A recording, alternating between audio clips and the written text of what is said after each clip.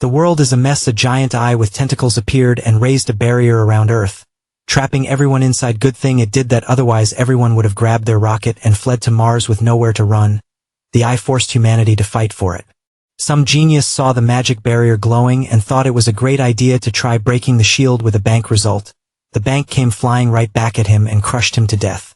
In the middle of all this chaos, we meet our protagonist, Lin. How he receives a message with a spin wheel full of prizes. The wheel spun and landed on Legendary, which had a 1 chance. His phone lit up in all sorts of colors, letting him know he won 5 talents. Some were completely useless. One made any food taste amazing. Another let him pee 10 meters away without splashing against the wind, and one said he would always be in a good mood. Only 2 actually mattered. One removed all his fear, and the rarest of all, king of soft rice. Every woman stronger than him would fall in love with him. How feels a sharp headache. And when he looks around, he can see a floating screen above, people showing their stats. He was the only one with that many talents. He meets a girl named Lin Xiaoyun. And soon the floating eye announces the first mission, a dungeon. Random groups to fight monsters. The good news is that death there wasn't permanent. The bad news is that the pain of dying was very real. Everyone got teleported. Li Yunxiao wakes up in a place called the Spider Mother's Lair with a group of 10 people. They walked into the monster's den, scared out of their minds, when a spider jumps out of nowhere and kicks a girl's head clean off with 1 swipe. Everyone panicked and ran away, leaving Hao behind. He decided to fight back, grabbed a rock to smash the thing, but when he looked at the spider, it was making the cutest little face. And its status said friendly. Hao couldn't even bring himself to attack. The little spider started rubbing against him, and he quickly figured out why he wasn't being attacked. It was his crazy talent of being loved by stronger women. Knowing the power worked on monsters too, the ability became completely broken. MC went to explore the dungeon. Along the way he finds piles of bodies, and more spiders started showing up following him around. It got to the point where he had a whole spider gang. Suddenly he finds the boss spider sleeping on top of a treasure chest. The big booty spider wakes up holding a scythe, completely confused. When the little spiders carried the boy over to her, his talent had already taken effect on her. And the spider started tearing his clothes off. MC tries to scream in desperation, but she covers his mouth to do some very questionable things to him. All I know is that by the end he's wearing a web outfit and she's having the best day of her life. He spotted the chest just sitting there and touched it. The goddess Agatha awakens in his mind, congratulating him for clearing the dungeon. As a pacifist, the reward was a golden classbook. Monster contractor. If his spirit is higher than the target's, he can form contracts and tame creatures just like in an RPG. Like a true Pokemon master, he accepted the new class and went to test the power. Hal looked at the difficulty level to tame the boss lady. He thought it would be impossible to tame the big sister, but to his surprise it was way too easy. Her spirit was 6 and his was 8. The boy activates the power and closes the contract with the giant spider. Out of nowhere the freaky spider disappears and becomes his shadow. With the contract done, he became the only person in the world with a boss monster as a pet. The goddess announces that the mission is over and everyone is teleported back. Rewards for killing monsters will be sent to their terminals. Agatha tells them that if they think her name, a window will appear. Everyone starts checking their system screens, exploring the shop and all that, but our protagonist can't see anyone else's. Then Agatha says there's no time to waste. They have 1 hour to form groups before phase 2 begins. Still being cheeky, he opens Agatha's system and it looks exactly like his. He jokes that she copied his interface and should respect his intellectual property. Then someone rushes over his little sister, Suine. She grabs his wrist, saying she was worried and asking if he got hurt. He awkwardly says he's fine, but notices the Spider Queen doesn't like how close Suine is, so she can sense things even from inside his shadow. Still, since her favorability is high and they're under contract, he figures she won't actually do anything. He pulls his hand back and reminds Suine that the goddess said no one would really die, so he's fine. She realizes he's right and gets a little embarrassed, then says she's glad he talked to her earlier. She wanted to help him, and that gave her the strength to resist. Otherwise, she would have been eliminated. Of course, he wants to keep her close. She proudly asks how many points he got, saying she earned 40. He realizes he hasn't checked yet, opens his window and sees 0 points. He gets it since he didn't kill any monsters, but still, not even 1 point for clearing the dungeon. This system feels unfair. Then he checks again and notices he's ranked 30-50. She tells him not to worry, Rank 3000 is about average, so Agatha probably still favors him. He feels a little awkward, then notices the bodyguard is ranked first. Wow, Brother Wei is number 1. She nods. Wei didn't just score a lot of points, he also pulled a group under him. In this world, people need allies to stay alive. Holding his arm, she urges him to come along with her around. Nothing will happen to him. He's puzzled. She's only a little weaker than Wei. So why is her score so much lower? Something feels off, especially after hearing he already gathered followers. He figures she may become a problem later. But since she's been nice, he decides to see what's going on first. They head into an alley, where Wei and the others are waiting. He turns and says he wanted to speak with Miss Lin. In this new world, your old status means nothing. Back in the dungeon, both she and that so-called big shot knelt before him. Now only strength matters. Lowering her head, she says she knew something was wrong with Wei Kai.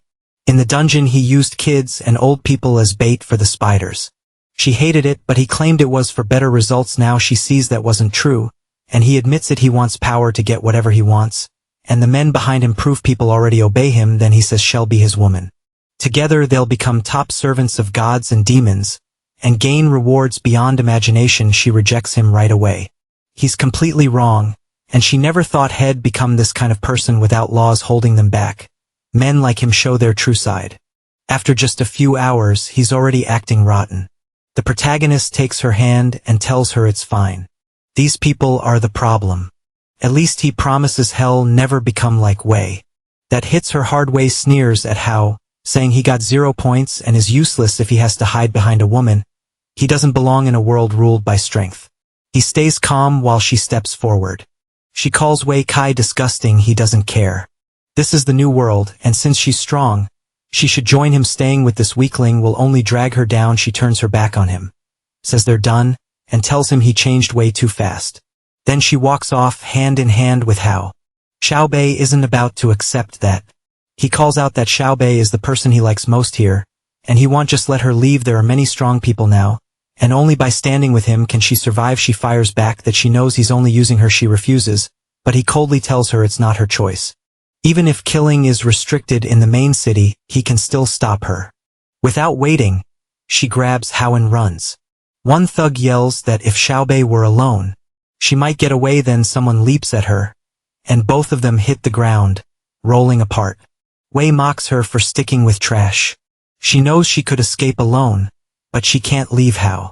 The thug says her heart is too soft. Even now, she's still protecting a loser. He says hell teach the kid a lesson. Without strength, nobody survives here. Then he orders the others to kill the protagonist. One of them hesitates, asking if killing in the main city is really allowed. Wei brushes it off. The elder god never banned it, and MC has 0 points anyway. He plays dumb, asking if they're really going to gang up on a kid. They almost feel bad, but say he's useless, and they're following orders. Xiaoyuan is shaken, but someone holds her back and tells her not to interfere. He wants her to watch the protagonist get beaten. The protagonist, meanwhile, thinks he doesn't know whether killing has a penalty, but he's not going to let them kill him. Since they came for his life, he doesn't care what happens next, and quietly starts his jutsu.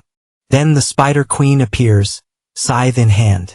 Everyone freezes, asking if that's the same boss from the dungeon. They try to run, but she raises her scythe and cuts them down. Wei is stunned, wondering why the spider boss is here, and why she seems to be helping Hao. On top of that, she's massive and insanely fast.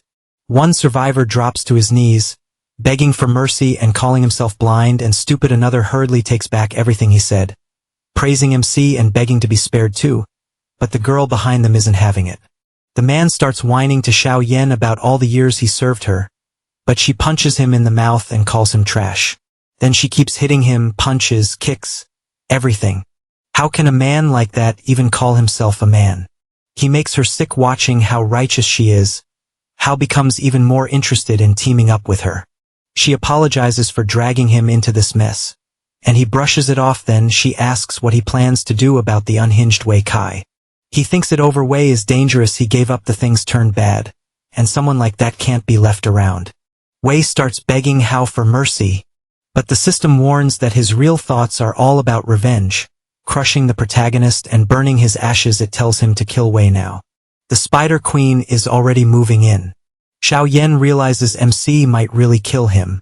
Even if it feels wrong, she knows she can't step in. Wei did try to murder him. How, being as sly as ever, notices she wouldn't like him killing Wei. So he says Brother Kai has already paid enough and claims hell forgive him. Wei immediately thanks him over and over. He then turns to the Spider Queen, telling her not to attack Brother Kai. He explains that because of their contract she strikes anyone who means him harm, and he can't fully control it. Wei drops to the ground, yelling that it's unfair and insisting he doesn't want to hurt Hao, but the scythe is already coming down. The protagonist coldly tells him to go join his men. Just then, Agatha appears. She declares that in this space, her warriors must not harm one another. Hao is confused. He already killed 3 people, so why stop this one now? Wei is beyond relieved and starts praising the Elder God. But MC still wants to test how far Agatha's favoritism goes. He loudly orders the spider not to kill Wei, while secretly commanding her to do it. In his mind, Agatha freezes the Spider Queen before the scythe lands. Wei shakes all over and even wets himself with the spider stopped. He suddenly gets bold again, mocking her for being all scary a second ago and now not moving at all. Then he praises Agatha and reports that Hao killed 3 people. He begs her to punish him. He looks at the goddess while the system whispers that she still seems friendly toward him, so maybe he should test her one more time. Still, Hao decides not to push it. The girl worries for him, wondering if he'll be okay if he really can't control that spider. Wei keeps talking, saying that even if the protagonist didn't kill directly, the spider is connected to him. If she isn't removed, more people could die. Looking at MC, Wei thinks Agatha is protecting him like a fool. He figures that without the spider, he won't act so arrogant. He meanwhile switches to his innocent act. He tells the Elder Goddess he didn't know the rule, and the spider only moved to protect him because of Brother Kai. Agatha answers that from this moment on, the rule is now official. No one may kill each other in this place. Wei can't believe it.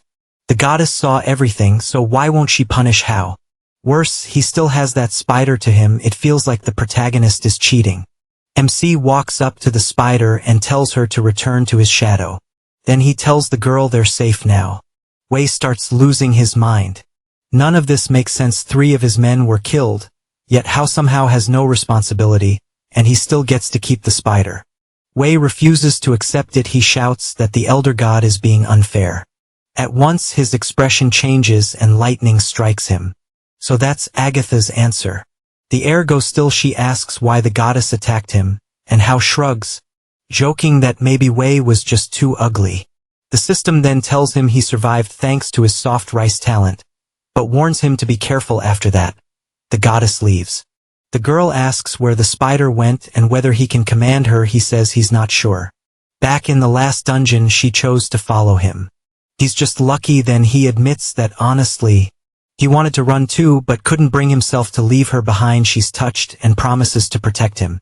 Taking his hand warmly, she tells him not to be scared. Everything is fine now, and at least the Elder Goddess didn't punish him. Poor girl, she's completely falling for it. She thinks she was supposed to protect Hao, but in the end he saved her instead. The protagonist is thrilled. Perfect. Now she won't see him as a bad person. But then Agatha speaks again. Death may be avoided, yet breaking the rule still brings punishment. The violators will now be judged. Hao starts glowing pink, and the moment Agatha touches him, he vanishes. He's thrown into another place now. He complains that the goddess said she wouldn't punish him, then did this anyway, so had better be more careful. He pats the spider and thanks her for all her hard work, even getting caught because of him. Then he asks where Sister Shiolian is, making the spider a little jealous. Agatha appears again. She addresses her beloved warriors, saying that before the main announcement, there's something they need to know. By now they've all received their panels and learned that the system exists. Points are how the dungeon grades your performance. In this one, only your monster kills mattered. Next time, the scoring could be totally different. In this world, points matter more than anything. Money is gone. You can spend points on gear, accessories, books, and potions. Since humans like trading with each other, you can also transfer points by thinking about it. This is the place where your missions will begin. Nothing can invade this zone, but that doesn't mean you're safe from death. Now for the next mission, and everyone gets teleported at once. She says the mission will last 2 months. You can earn points by hunting or exploring, But if you go 48 hours without getting any, you'll be erased, and once you're dead here, you're dead for good. The goddess leaves. The barrier drops, and the mission officially starts. Everyone immediately takes off, rushing for the shops to grab potions. Liu Xiao sighs. He got no points, and now death is permanent, so he has to be a lot more careful. Then he changes his mind. If he has no points, he'll get them from someone who does. His eyes land on the perfect target, Brother Wei. At that moment, his spider shows up. Liu Xing tells Wei not to panic. He only wants to talk. Wei tries acting tough, but one move and the spider slams him into the wall. Seriously, he's pinned there with no way out. Wei starts panicking. If he stays stuck for 48 hours, he's finished. So he quickly offers a deal. He says he has plenty of points and can give Liu Xiao some as an apology. Liu Xing, the 1100th, realizes. Wei caught on fast, so he says fine. Hand over all your points and he'll let you go, but Wei pushes back. Hell, give some. Not everything, he still needs enough to stay alive. The spider keeps staring him down and he can tell he's still wavering. She warns that Wei clearly hasn't given up on revenge and is probably bluffing. Lin Hao tells him it's not really his choice anymore. The spider seems attached to him now and might wrap him up forever. He even jokes that he needs items to keep her under control. Besides, the goddess won't punish him if Wei ends up as a puppet. Wei glances at the spider, who's happily showing herself off, and internally, he knows he's doomed. Still, he argues that giving up everything is the same as dying. So he offers 80 points instead. He begs Lin Hao to take 80 and leave him enough to survive. The spider notes that he's really getting desperate. Maybe he still thinks he can rise again later. In the end, they make the trade. The system asks if Lin, the protagonist, accepts 80 points from Wei. Of course he does. The shop has accessories, equipment, books, and potions, but the gear only goes up to blue rank. The accessories section includes things like medicine, rope, and other survival tools. The other sections are pretty self-explanatory. What stands out is the potion section. There's only one item there, the advancement potion. Everything is sorted by price. After looking it over, Lin Hao decides not to waste points yet, since he still doesn't know what kind of danger is coming, so instead, he buys a watch. A portable shop that lets him purchase items anywhere. With spending figured out, all that's left is learning how to grow stronger. In the book section, he notices the other books cost 200 and aren't even that great, so the one he got earlier must be insanely valuable. At the top are profession skills, and right now he only has the monster skill. Under that are regular skills, which have to be bought and equipped before they can be used. They cover body strengthening, agility, mental power, and jumping ability. He also learns that once a stat reaches 9, you need an advancement potion to break through. So if his spirit goes from 8 to 9 and he uses the spirit potion, he'll reach level 1 at 20 points, head hit level 2, and it keeps going from there. But then he notices a problem. The books only raise stats up to 17. So how is anyone supposed to reach level 2? And that old man over there is still stuck at level 1, so there must be other ways to gain stats, probably through mission rewards or treasures. Since the king of soft rice can only make contracts with targets stronger than him, and monster contracts need more spirit, that's the stat he decides to focus on. So he buys a normal quality level 0 mental training book. The moment he uses it, the knowledge enters his mind, and he starts meditating. Until someone suddenly interrupts him. A stranger pops up and introduces himself as Zhenshi, even handing over a business card. Lin Hao stares at it in confusion. A second-hand house salesman. Why would anyone be passing out cards in a world like this? The man awkwardly apologizes and says it's just a habit. Then he gets to the point. He wants MC to join their group. The system warns that since he's a salesman, he'll keep pushing even if you reject him 10,000 times. He says he's already with his sister and turns him down. The guy still tries to press him, but then someone steps in from behind and tells him to back off. The kid clearly isn't interested. Zhenshi quickly apologizes to his captain and jokes that maybe he wanted the little brother too. Then he backs off. Lin Hao can only wonder what is wrong with these people's talents. Why is everyone trying to recruit him? He thanks the man who helped, and the guy brushes it off like it was nothing while the protagonist checks his stats. Strength 6, Constitution 6, and the rest are balanced. He's already using books too, making him seriously strong. The man introduces himself as Luke and asks for his name. Li Hao answers plainly. Looking at those balanced stats, Lin, the 1100th, can tell this guy is no joke, so he asks if that salesman was trying to scam him and steal his points. Luke SEC says no.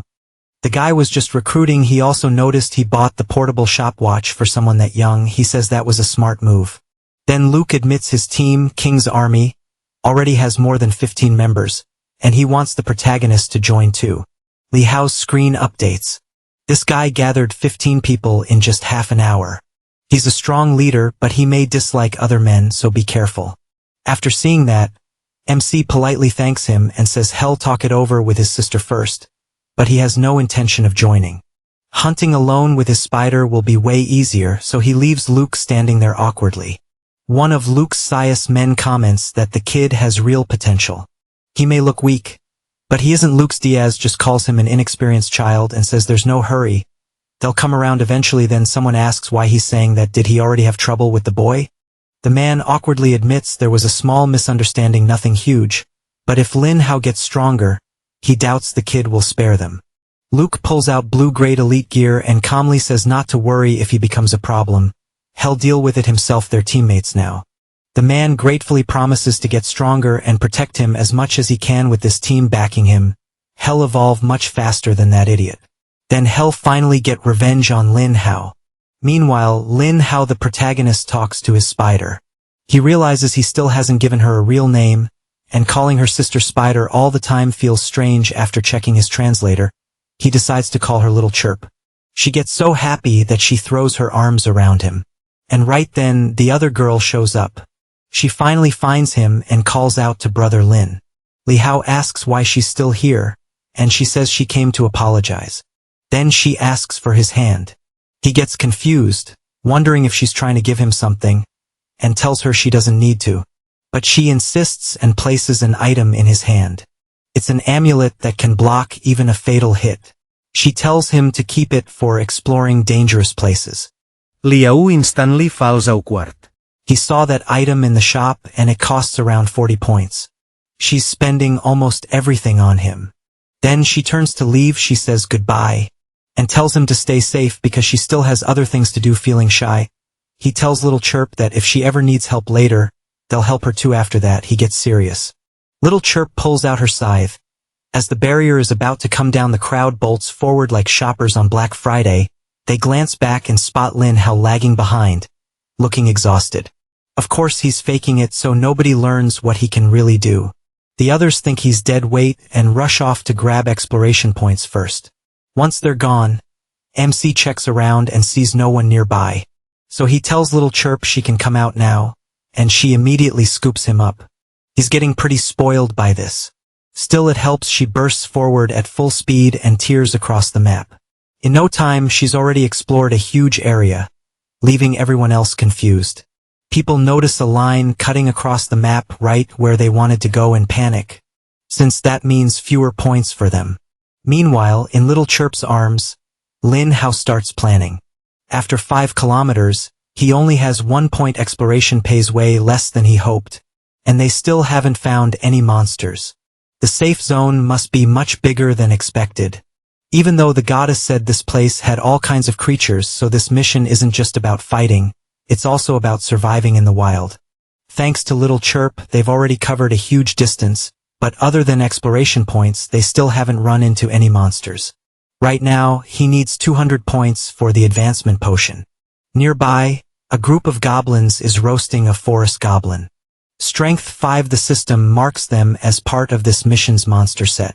Lin Hao isn't very interested, since they're weak, but the spider is dying to start slaughtering them. Then a new quest pops up.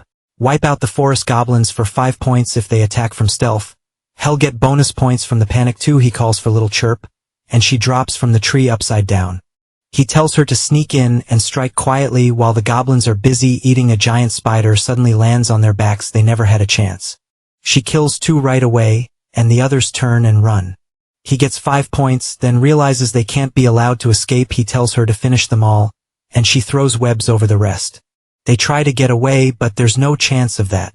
Not happening, but more goblins rush in almost at once. These reinforcements are stronger, and since they're archers in a group, Little Chirp starts having a hard time. How hesitates. Should he jump in and help, tell her to retreat, or run somewhere else? Any move feels risky in a place packed with monsters. Worse, even more goblins are closing in, and these ones are great at tracking. He realizes hiding won't work anymore. He basically kicked the whole nest. So he checks his watch for options and finds 2 items. One is a 10-point pot that makes a smoke screen. The other is a 2-point scroll that teleports you to a safe spot within 1,000 meters after a 10-second chant.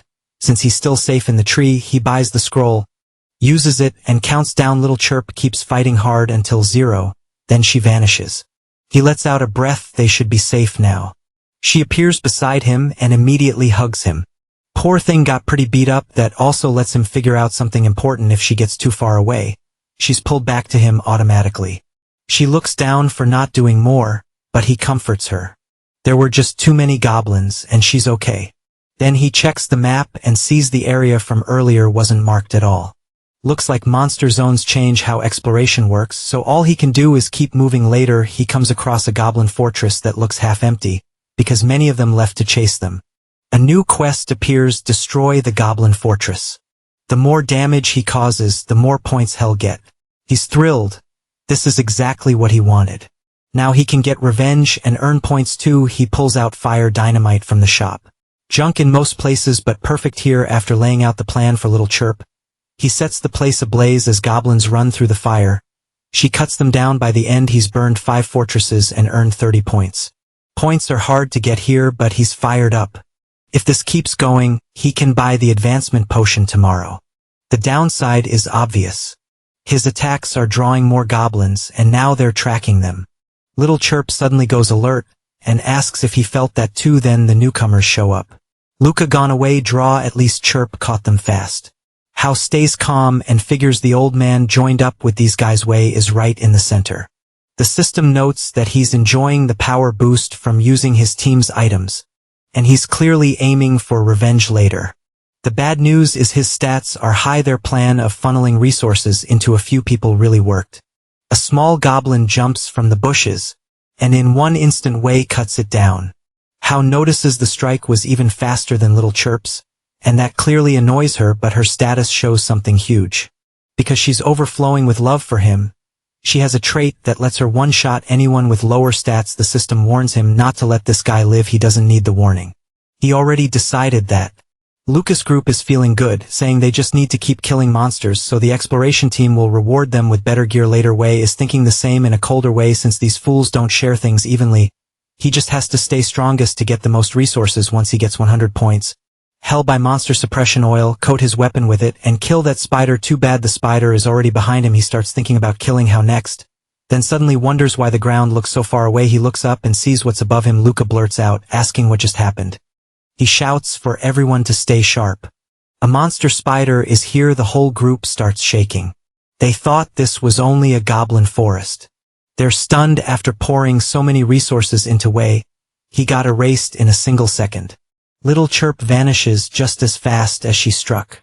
Way screams about the monster, and Luca yells that one day he'll avenge this. His teammates are amazed, thinking Lukac is incredible. But Lucas is really just relieved he spotted her leaving in time and said that to keep the group from breaking down in fear. On the 3rd day, a goblin is chasing a young pair.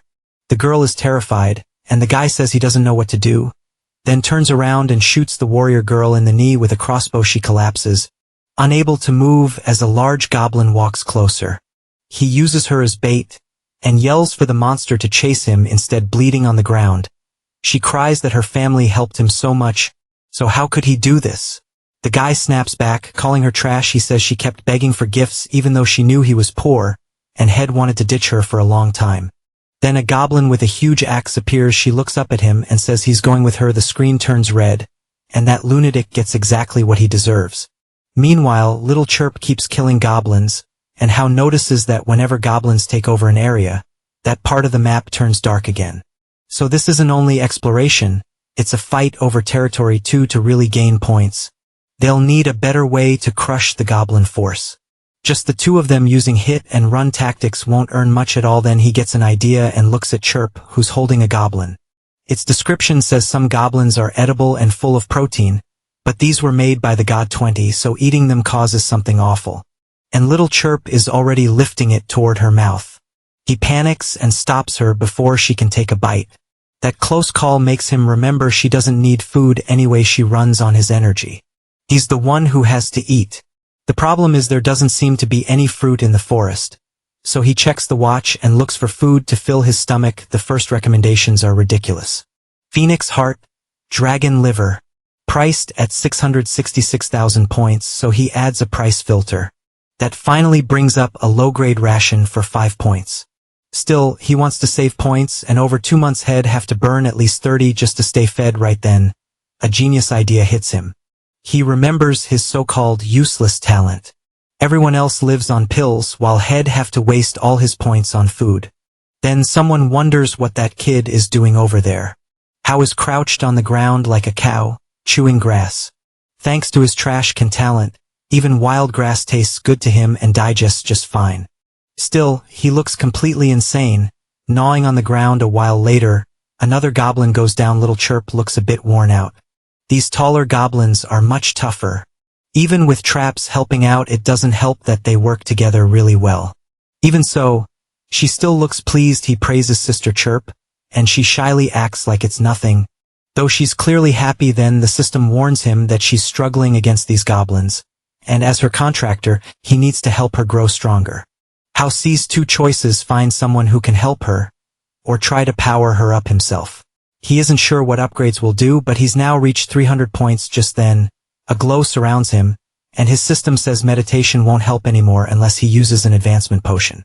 So this is the perfect time to buy it. The only problem is, he has just 3 shop purchases left, even though only 5 days have passed. He asks Chirp to carry him back to base. She happily does, and they return to the starting area. Hao buys the potion and drinks it in one go. The change is instant.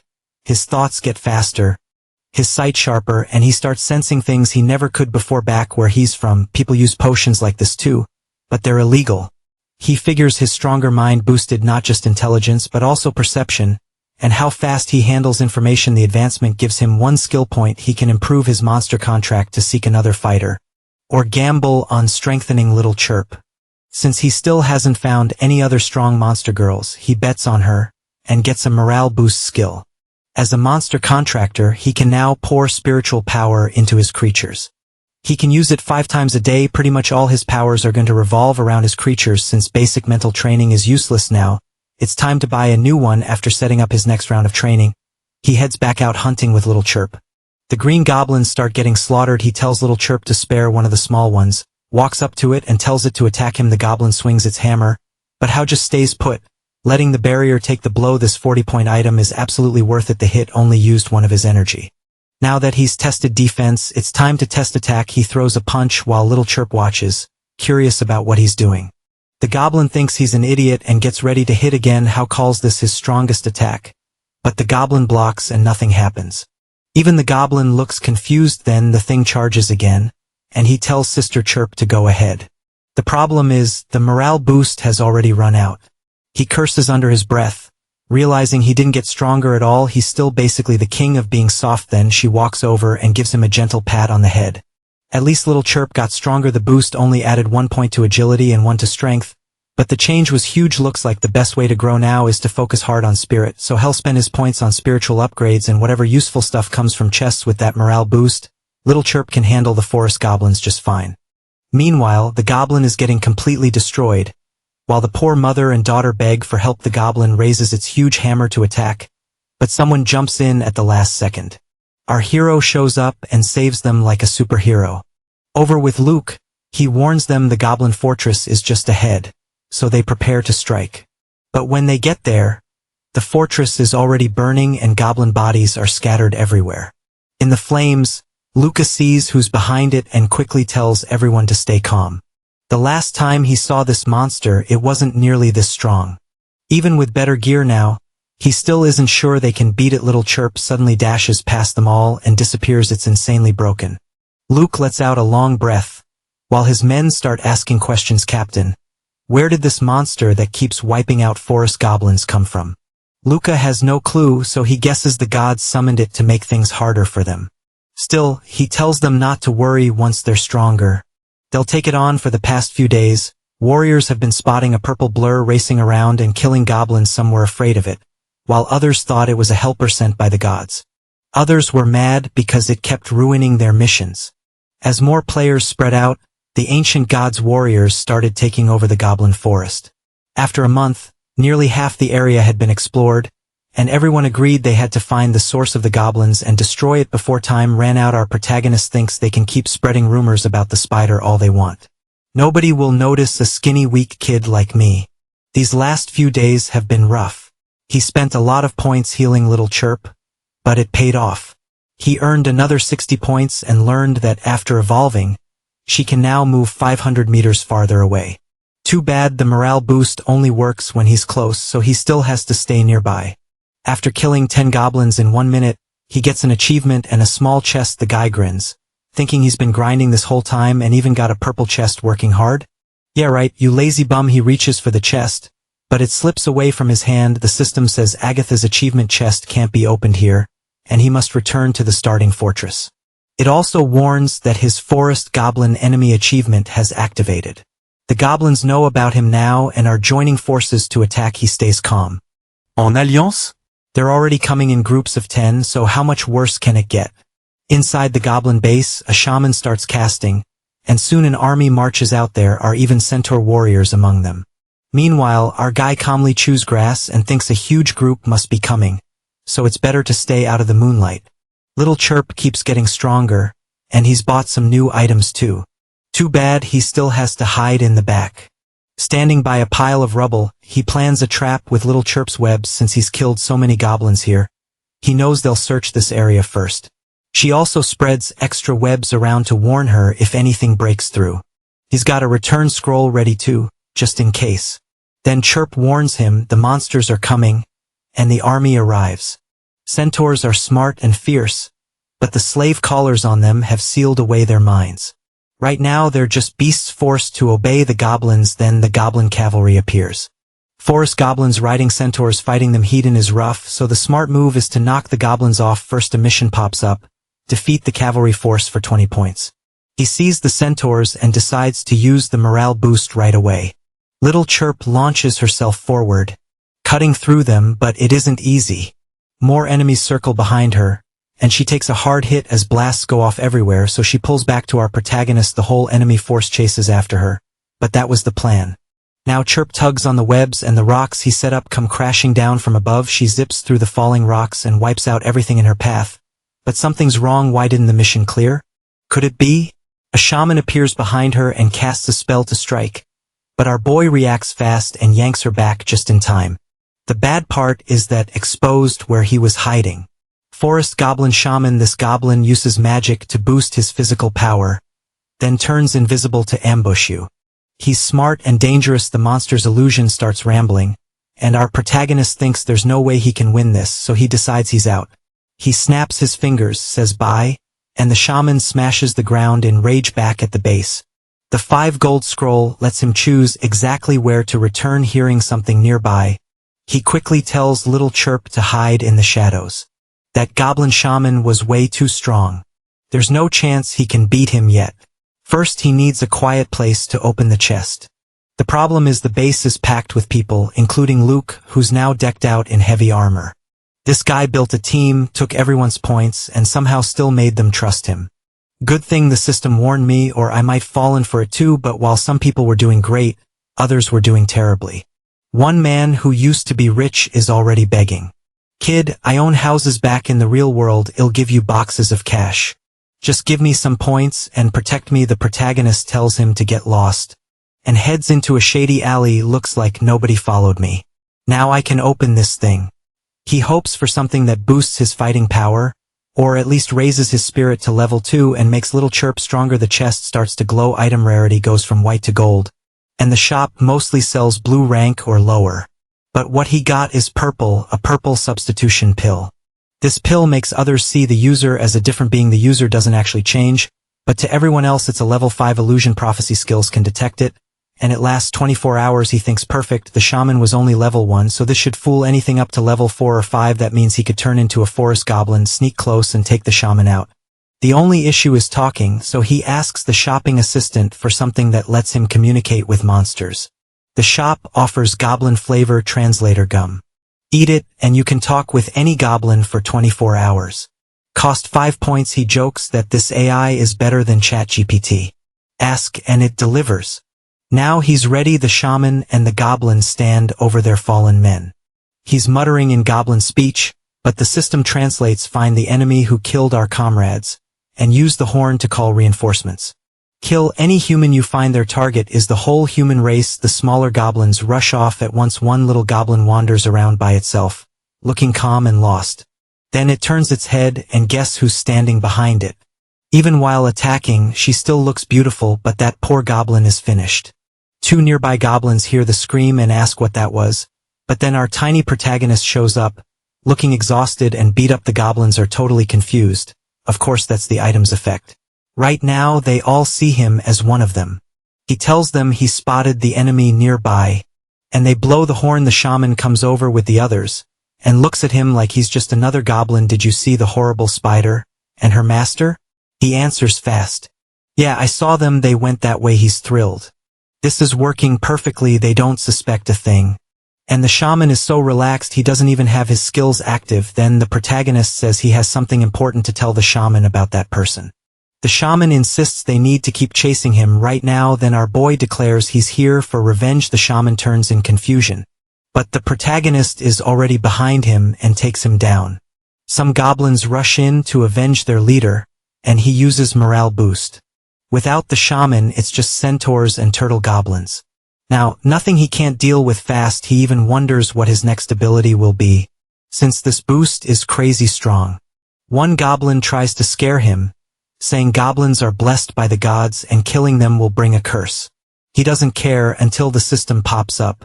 He killed the leader of this forest goblin tribe, survived their attack, and earned the achievement Intermediate Goblin Enemy. Its effect means every goblin, young or old, now sees him as their top target. So the goblin's so-called curse was just their hatred growing stronger. That means he needs a way to wipe them out fast. The last two goblins are confused because he's just standing there. Then he calmly says he only spared them for questions, and if their answers don't match, the one who lies dies. This kid is a monster. At interrogation, where's your main base? Where's your great shaman? How strong is he? The questions just keep coming. The goblins panic. Sure, they're dead, but he tells them to relax, answer everything, and they'll be fine.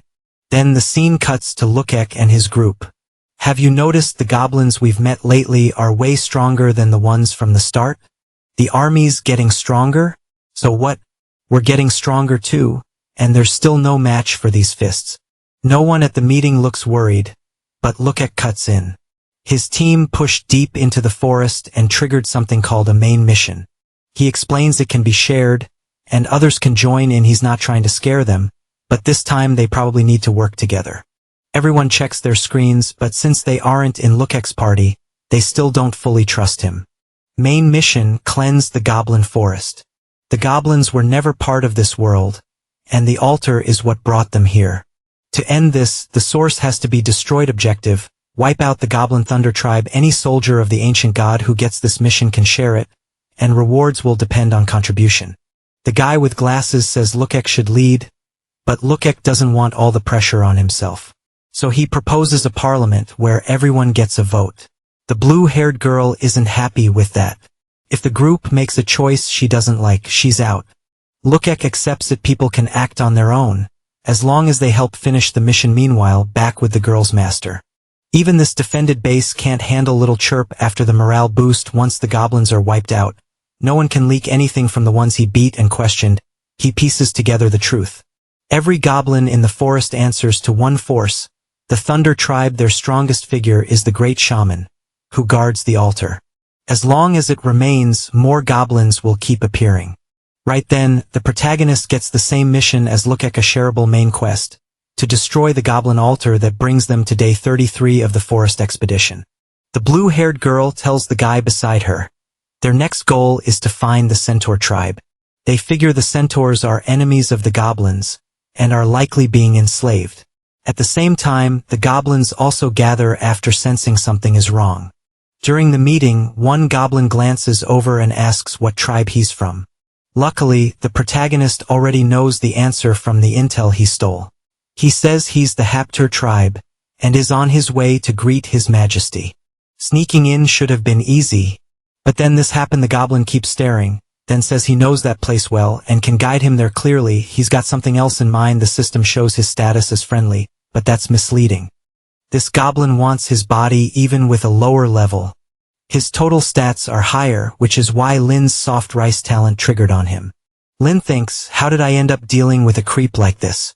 Night comes, and the goblins fall asleep. That goblin sneaks toward him, while our boy has already told Little Chirp to stay ready.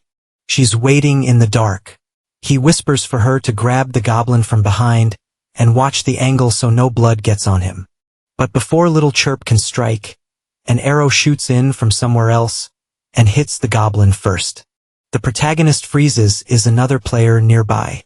That shot was powerful. Then a whole volley rains down and he realizes the problem. With the pill active, any player would see him as a goblin too. The one upside is that Little Chirp can move freely. They'll just assume she's another goblin creature, not his partner. He throws up a shield barrier and tells her they need to fall back still. She tries to cut the arrows out of the air, but these arrows home in on him. Curving mid-flight, the shield saves him, but he's stunned. Each arrow is shaving off too. This has to be a skill. Worse, they seem locked onto him. Unless he teleports, he can't shake them. That creates another problem. If he teleports now, his whole infiltration is over. Little Chirp blocks some arrows, but not all of them. He tells her he's about to use the morale boost, but then the arrows suddenly freeze and drop to the ground. He blinks, the arrows stopped. Then he spots someone on the hill. For a second he wonders if it's another cute pet candidate. But she hesitates, then smacks her own head. No, she's a forest goblin enemy. She orders a retreat. She has to kill him herself. Still, something feels wrong. Why can't she do it? The system checks her ordinary female centaur. 13 strength, 7 constitution, 19 agility, 7 spirit. Lin has 10 spirit. She clearly hates forest goblins, but now that hate is clashing with affection. Even so, she's still close to attacking. That rattles him. How much does she hate goblins?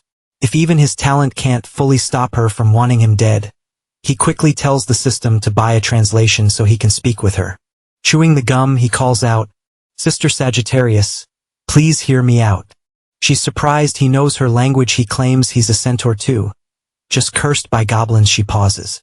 A centaur, even the system mocks him. His story is awful, but somehow she still thinks he might really be one of her people. Lin snaps at the panel to stop judging him. He's just trying to stay alive.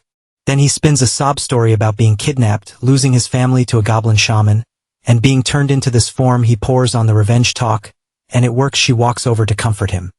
"Poor thing, you've suffered so much." He agrees at once, though Little Chirp is clearly not happy watching this. The centaur then notices the giant spider and asks why he's traveling with her. Without missing a beat, he says he saved Little Chirp when she was small, and she's guarded him ever since. That finally relaxes her, and they become fast friends. Though he's the one getting the real advantage, he's excited. Unlike Little Chirp's intense devotion, this centaur is warmer and more tuned into his feelings. He can use that since she hates the forest goblins. He suggests they team up. She takes him to her people and together they'll attack, but she just hesitates in silence. That reaction tells him something. At last she admits she has no family, friends, or clan left. He already knew goblins use centaurs like horses, but he didn't realize they were almost wiped out. Trying to comfort her, he rises on his toes and pats her head. He tells her that when it's time for revenge, the survivors have to stay strong. Then he gets to the real point. His goblin curse gives him an edge because it lets him sneak into their base. She's not exactly sharp, but she buys it fast. An inside attack could work. He happily tells Chirp to return to the shadows so they can move. Then the centaur stops him. She wants to hide in the shadow too. He says that won't work because Chirp has a contract with him. If she wants to infiltrate, there's another way, though she might not like it. She doesn't even pause. Whatever it takes for revenge, she'll do it. So he shows her the plan. Wear a slave collar and pretend to be his slave. She recoils, worried it'll make her stupid because it's cursed. Manhwa says this one already had the curse removed, so now it's just metal. Apparently that's true. When she touches it, nothing happens. He explains what happened with the centaurs they fought before. Once the collar broke, the curse moved into the centaur. Driving him mad, he had to put him down. Though the centaur thanked him. That's how he ended up with these uncursed collars. His first idea was to gather several centaurs and invade with all of them. But now one will do. The centaur girl, not being the brightest, struggles to pull the collar over her head, but somehow manages it. Before they move out, he asks one last thing. What's her name? She says it's Mia. Since her name is simple, he shortens his own to Lin, so he won't draw attention. Then he tells Mia the plan. When they reach the goblin base, she has to act blank and dumb, like her mind is shut off. She agrees without hesitation. Her attempt isn't great, she mostly just looks hungry, but ITLL have to do. Now it's day 35 of the expedition. At the goblin base entrance, a guard announces that anyone entering must bring an offering for the great shaman. One poor goblin offers a bone flute, and the guard steals it for himself, saying he needed it at home. Then another goblin steps up with his wife and daughter. He begs for mercy, saying they're poor, and these are their most valuable goods. Just a few small roots. The guard slaps him for daring to offer such trash to the great shaman. He orders the sinner seized for disrespecting the shaman. Surrounded, the goblin pleads for mercy for his wife and daughter. The guard's grin makes his plan obvious. He says he's been needing 2 women at home, and if they agree, hell let the man go. Right then, another goblin rushes over with news. A traveler has arrived with a centaur, and he looks rich. Standing beside Mia, the protagonist notices her dumb act has gotten a lot better in just one day. Then the guard steps in front of him for a routine inspection, and the system gives bad news. The very first guard he met here is hostile.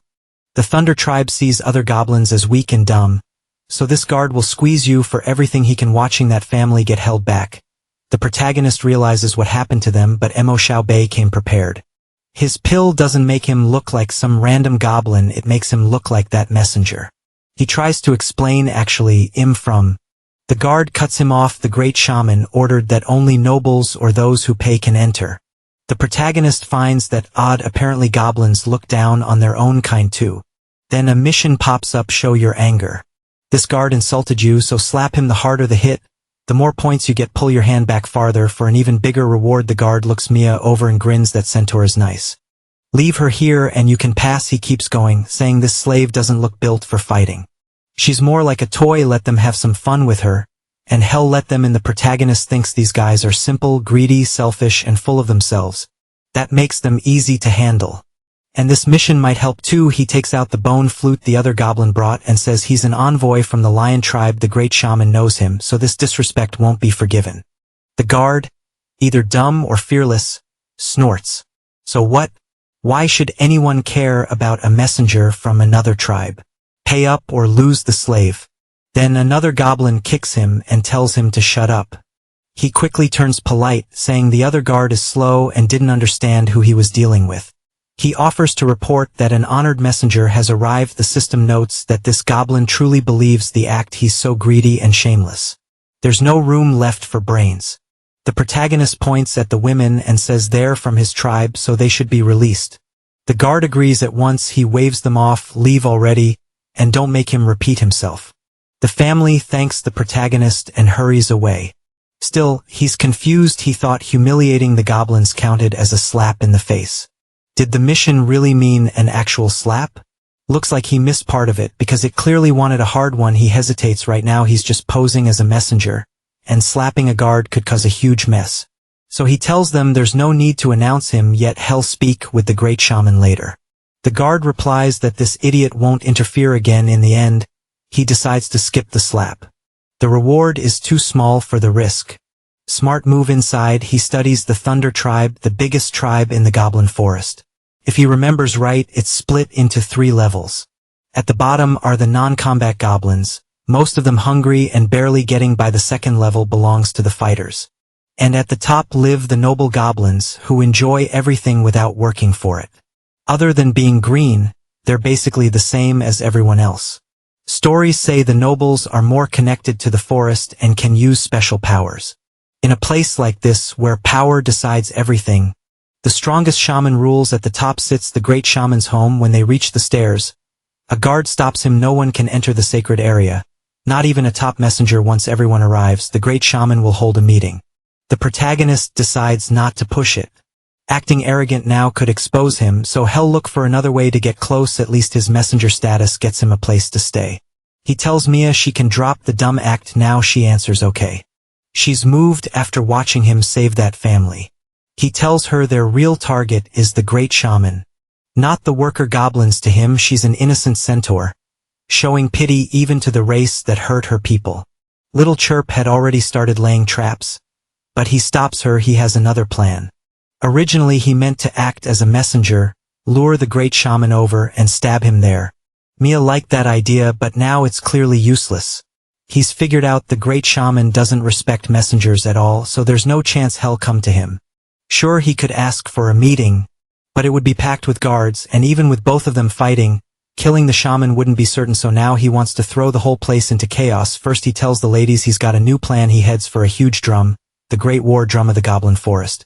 If it's struck, everyone gathers by tribe law. It should only sound in emergencies, or by the great shaman's order. He hits it anyway. The guards shout, asking why he's beating the Great War Drum. More goblins rush in, expecting an attack. The protagonist thinks his disguise as a messenger buys him time. The guards won't move too fast. Some nearby goblins start looking nervous, scared they'll be exposed. Good. He thinks everyone's here now, it's time to start. He raises his arms and announces that today will be different. The goblins look around, confused, wondering where the great shaman is. Then he launches into a speech, saying the ancestors spoke to him in a dream. He claims hell now guide them by the ancestors' will, and bring happiness to all goblins. The guards are shaken. Did he really receive a revelation? He asks if life has been getting harder, more work, less food. Then he turns to the warriors. They shed blood, but never get rewarded for it. The goblins shout yes. He asks if all of that is because of other races. Again, they yell yes, but he says they're wrong. That throws the crowd off. They've always been told other races were to blame. Now they're lost and can't follow what he's saying. The protagonist realizes his speech is failing. Maybe they're just too dumb to get it.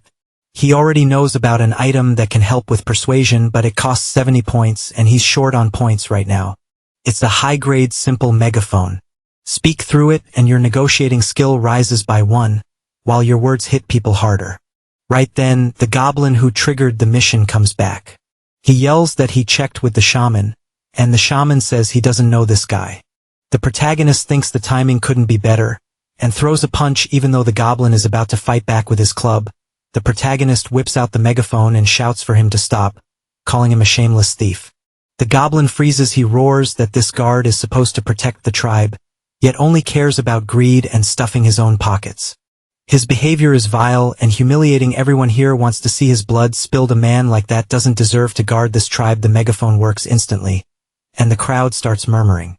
They agree this guy really is garbage. He shouldn't be a guard. One goblin says, he only got the job by selling his wife. Another says they should replace him with someone better. The guard loses it and screams that hell kill them all.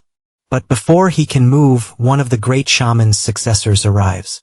The system points out that this shaman should be strong, but he's drained himself by spending his life drinking and chasing goblin women.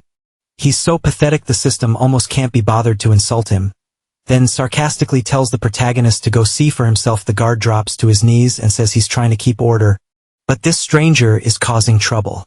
The shaman brushes him aside and demands to know who he is, what tribe he came from, and why he's stirring up chaos here.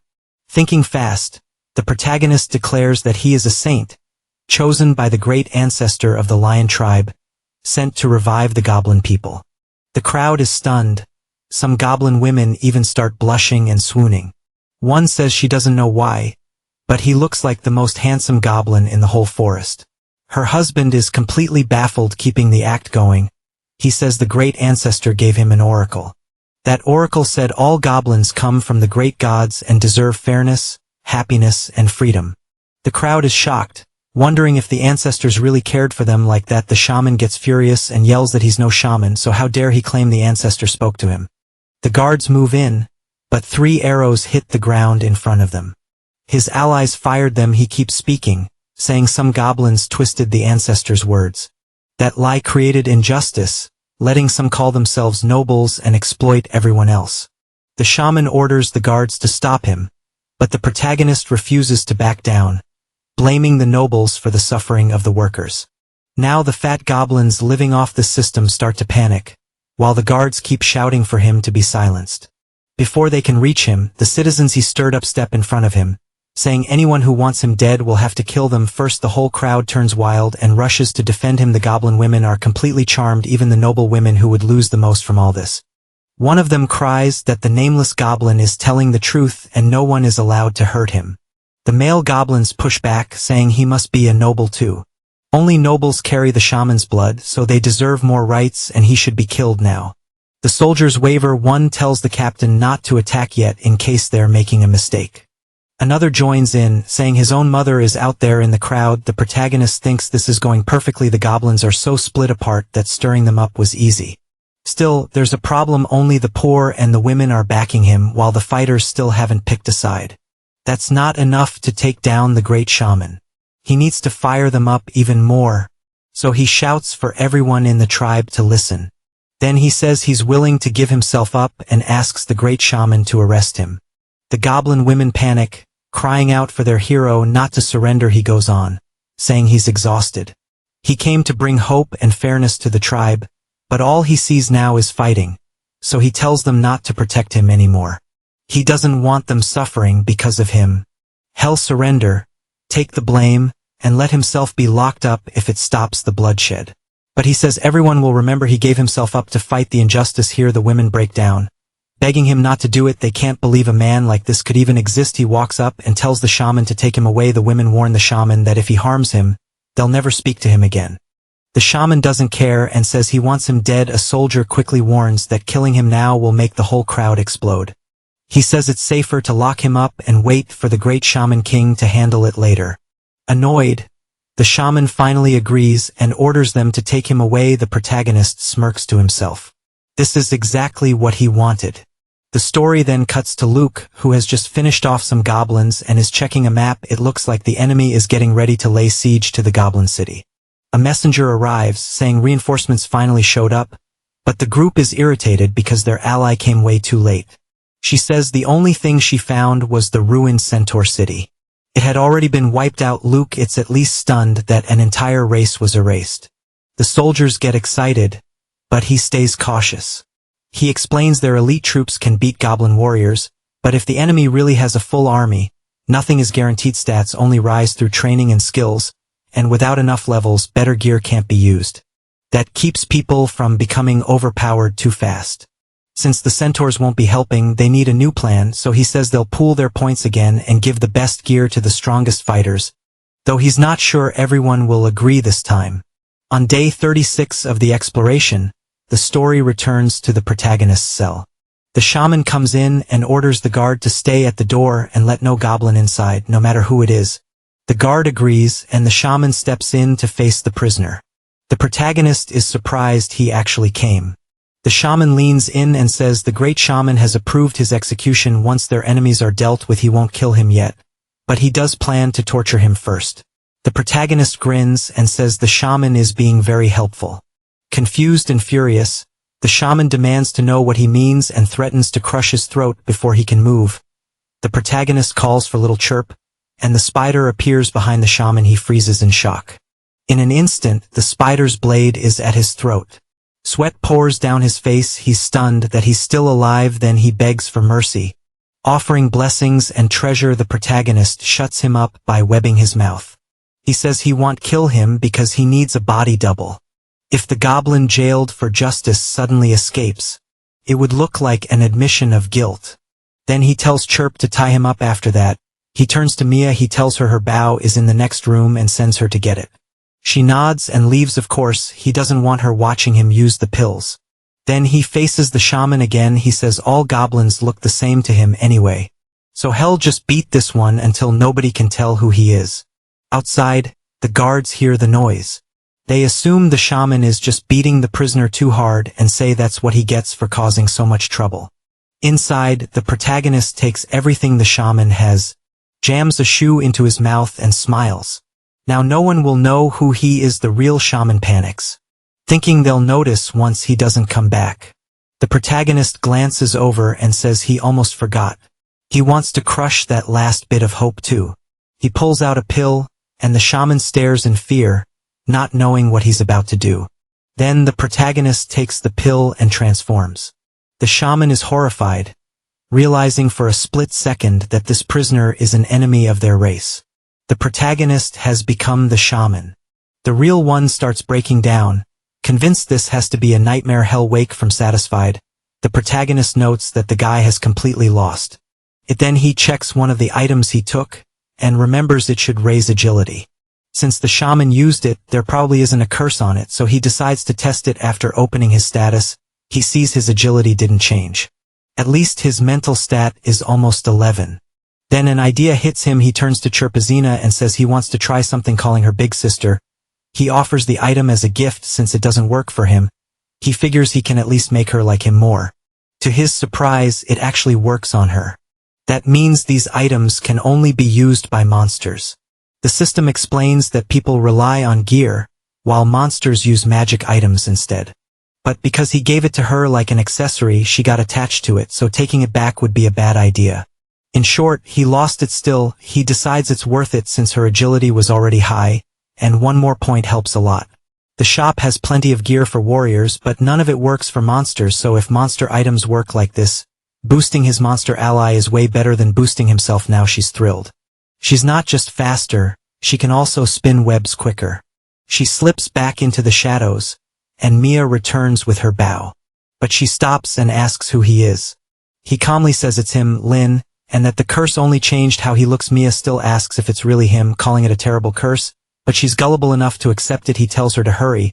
They need to move. He goes outside and tells the guards he already dealt with the prisoner, so no one is allowed inside. When a guard asks why he's taking the centaur, he says the prisoner offered her as a gift to win favor with that. He walks out of the prison and heads straight to the shaman's main area with this disguise. He thinks he might be able to profit big, but the second he sees the great shaman, he knows he's in trouble. The guy's stats are insane: 21 strength, 23 constitution, 20 agility, and 12 spirit. Even the system warns him that this tribe's great shaman is the real deal, and taking him down will need a perfect strike. He only came to report on the prisoner, so now he has to leave and figure out a new way to destroy this place. Then he spots two young captives tied to a pillar. One boy complains that they never should have gone so deep into the forest, while the other snaps that it's his fault for running and ruining their formation. The goblins talk around them, but the boys can't understand a word. One goblin asks what happened, and another explains they found these two-legged creatures wandering near the tribe like spies. The protagonist wonders if the other warriors have also been watching the Thunder tribe. One captive quickly tries to bargain, saying the shaman looks reasonable. He begs to be spared and offers to show where the other warriors are. His companion is furious that he'd betray everyone, but he fires back that he isn't dying for someone who only gave him a few points. The protagonist realizes Lucas has already started acting, and is even sharing strength with some people, which normally isn't like him at all. Laura calls him an idiot and says leading the goblins there could get the warriors killed and ruin the mission. The other boy doesn't care. The protagonist notes they already know about the mission, and Luca must have needed more fighters if he was handing out points. Laura keeps begging the shaman to spare him. The protagonist studies them, and decides he can use these two losers. He tells a goblin he's taking them, and the goblin agrees, saying he'll surely find a good use for them. Watching this, Mia thinks he's rescuing more captives and decides he's kind. He ignores that and turns back to business, asking a goblin about the nameless god. He asks what should be done with the goblin who stirred up all this chaos. The goblin says that Scum should confess his sins before the great shaman, but the system notes that, despite sounding respectful, he's unhappy with the tribe's unfairness, and was deeply shaken by the nameless god's speech that night. Inside a tent with Mia on watch, the protagonist speaks to the captives. He tells them not to be afraid. He only arrested the nameless god because the great shaman would have been furious otherwise. One goblin quickly agrees and says he understands. If he's acting on the nameless god's behalf, then it must be for everyone's good, right? He realizes he'll need to push a little more to win them over. Good thing he came ready. He takes out the simple high-quality loudspeaker and starts talking. This sacred weapon came from the Nameless One. Whenever I see it, I remember his noble sacrifice. When I look at this village, I see common goblins working themselves to the bone, while the nobles enjoy an easy life. It breaks my heart. He hides the loudspeaker as best he can so no one gets suspicious, but he's still using it. One of the warriors asks if he really agrees with the Nameless One. The system jokes that his great acting is really just the speaker making this goblin think he's a comrade the soldier size. Even if the stats are bad, what can he do? The Nameless One rebelled and got locked up for corruption. No one can go against the great shaman, and a warrior like him is powerless. They all look discouraged, but Hao tells them not to give up yet as long as hope remains. It's not over. Curious, the goblins listen as he says he once visited the Nameless One in prison. And there he heard a story. He asks them to picture a huge cursed circle that's hard to break. Inside it are several goblins, slowly having their life drained away there under a sleep spell, so they won't feel anything even if they die. Then another goblin shows up outside the circle and shouts that they're about to be sacrificed. His yelling might wake some of them, but waking up means they'll suffer inside that circle. So what would they do in that situation? The soldier thinks it over. Maybe he'd wake them up anyway, but if they died in pain, that would be awful. He admits he wouldn't know what to choose. Hao asks if they know what that goblin outside the circle did. He ran into the flames himself, woke them one by one, got hurt in the process, and together they broke the cursed circle. The goblins are stunned. That sounds insane, and would it even work? He says yes, the Nameless One told him this story himself. And if they stand together, they can fight back too. Then he reveals the point. The Nameless One was that goblin who jumped into the circle. He's already awakened a few people. Now the question is whether they'll follow his path. The group answers at once they'll follow him. Just like that, the sly devil pushes the rebellion even further. He grabs a goblin's hand and says they're equals now. There's no need to call him Great Shaman. Moved by that, the goblin agrees. From there, the revolt spreads through the warriors, and a new faith called Davarishi starts to form, built on goblin unity. Now everyone waits for the uprising to begin. As Hao heads out with Mia, that's when several goblin women come up to him. They're furious, accusing him of doing something terrible by imprisoning the Nameless One. The protagonist is caught off guard and thinks this is getting messy. He tries to explain, but before he can, another goblin jumps in to defend him. It turns into a contest of who can talk smoother, and even the system notes she's backing him because she fell for his sweet words. Still, she clearly misses the other smooth talker. He locked up. The whole thing becomes a confusing mess. He finally tells them to calm down. They should settle this somewhere else. Privately, he's pleased. He'd been wanting a chance to talk to the goblin women of the forest, and with his usual silver tongue, he soon convinces them he had no choice but to imprison that guy. Now they're in tears, saying they had no idea things were so hard for him, or that he suffered so much just to protect the Nameless One. He bows his head and says there's only one way to save him. They ask what that way is. He explains why the great shaman ordered the Nameless One imprisoned. The nobles ruined his name, so if they want to save him, they have to make the great shaman see that the Nameless One was truly a good person. One of the women agrees the great shaman made a mistake. Another asks how they can tell him that he's innocent. Hao pulls out the loudspeaker and tells them not to worry. If it comes to that, he'll speak to the nobles himself. He declares that he inherited the sacred weapon of the Nameless One, and he'll rescue him. That fires the goblin women up completely. After winning them over, he rushes to the nobles, not to persuade them, but to report everything. One noble is shocked that someone is trying to ruin the great shaman's reputation. Hao confirms it and says they can trust him. The noble thanks him, glad they can prepare to crush the troublemakers. Day 39 arrives, and the goblin women launch the revolution. They shout that the great shaman was deceived, and the whole tribe deserves justice. Meanwhile, MC speaks with a soldier in hiding. The soldier asks if they really shouldn't join in yet. MC tells him to stay calm. If they show up armed now, the nobles will think they came to start a fight. The goal is to unite people, not split them further. The goblin is impressed by how smart he is, but then the nobles show up, furious that anyone dared make a move without informing the shaman. They call it a crime, and order everyone arrested. The women are confused. They thought the shaman was supposed to speak with the nobles, but the nobles are already planning to seize the leaders of the movement and force the rest to surrender. Even some goblin nobles get detained, shouting that they carry ancestral blood and can't be treated like this. Hao watches and decides the time has come. He brings in his forces. The goblin women light up when they see him. One noble stares in confusion, asking if he wasn't the one who warned them. Hao cuts him off, acting shocked that they came here to arrest their own people. The noble tries to defend himself and starts to explain to everyone, but the protagonist orders Mia to act, and she fires, dropping the noble with one arrow. That sets the rebellion off. MC declares that they tried to reason with their fellow tribesmen, but no one listened, so now they'll fight and free the Nameless One. He looks around and realizes the revolution is fully underway. From here on, everything depends on how the great shaman responds. Leading the crowd, he shouts for them to free the Nameless One. The goblin women throw themselves into the revolt, but an arrow suddenly lands right in front of Hao, along with a warning to stop. One more step and they'll be killed without mercy. The women recognize the speaker as the tribe's strongest warrior, but he doesn't care. As long as the goblins turn on each other, that works for him, so he rallies the crowd, saying that even if the great cavalry stands against them, those who want to free the Nameless One will never surrender. The goblin women raise their weapons, and the revolution is on the edge of exploding. At the same time, the great shaman is praying. When a subordinate rushes in, he reports that the hare is leading troops their way, and even the officials can barely hold them back.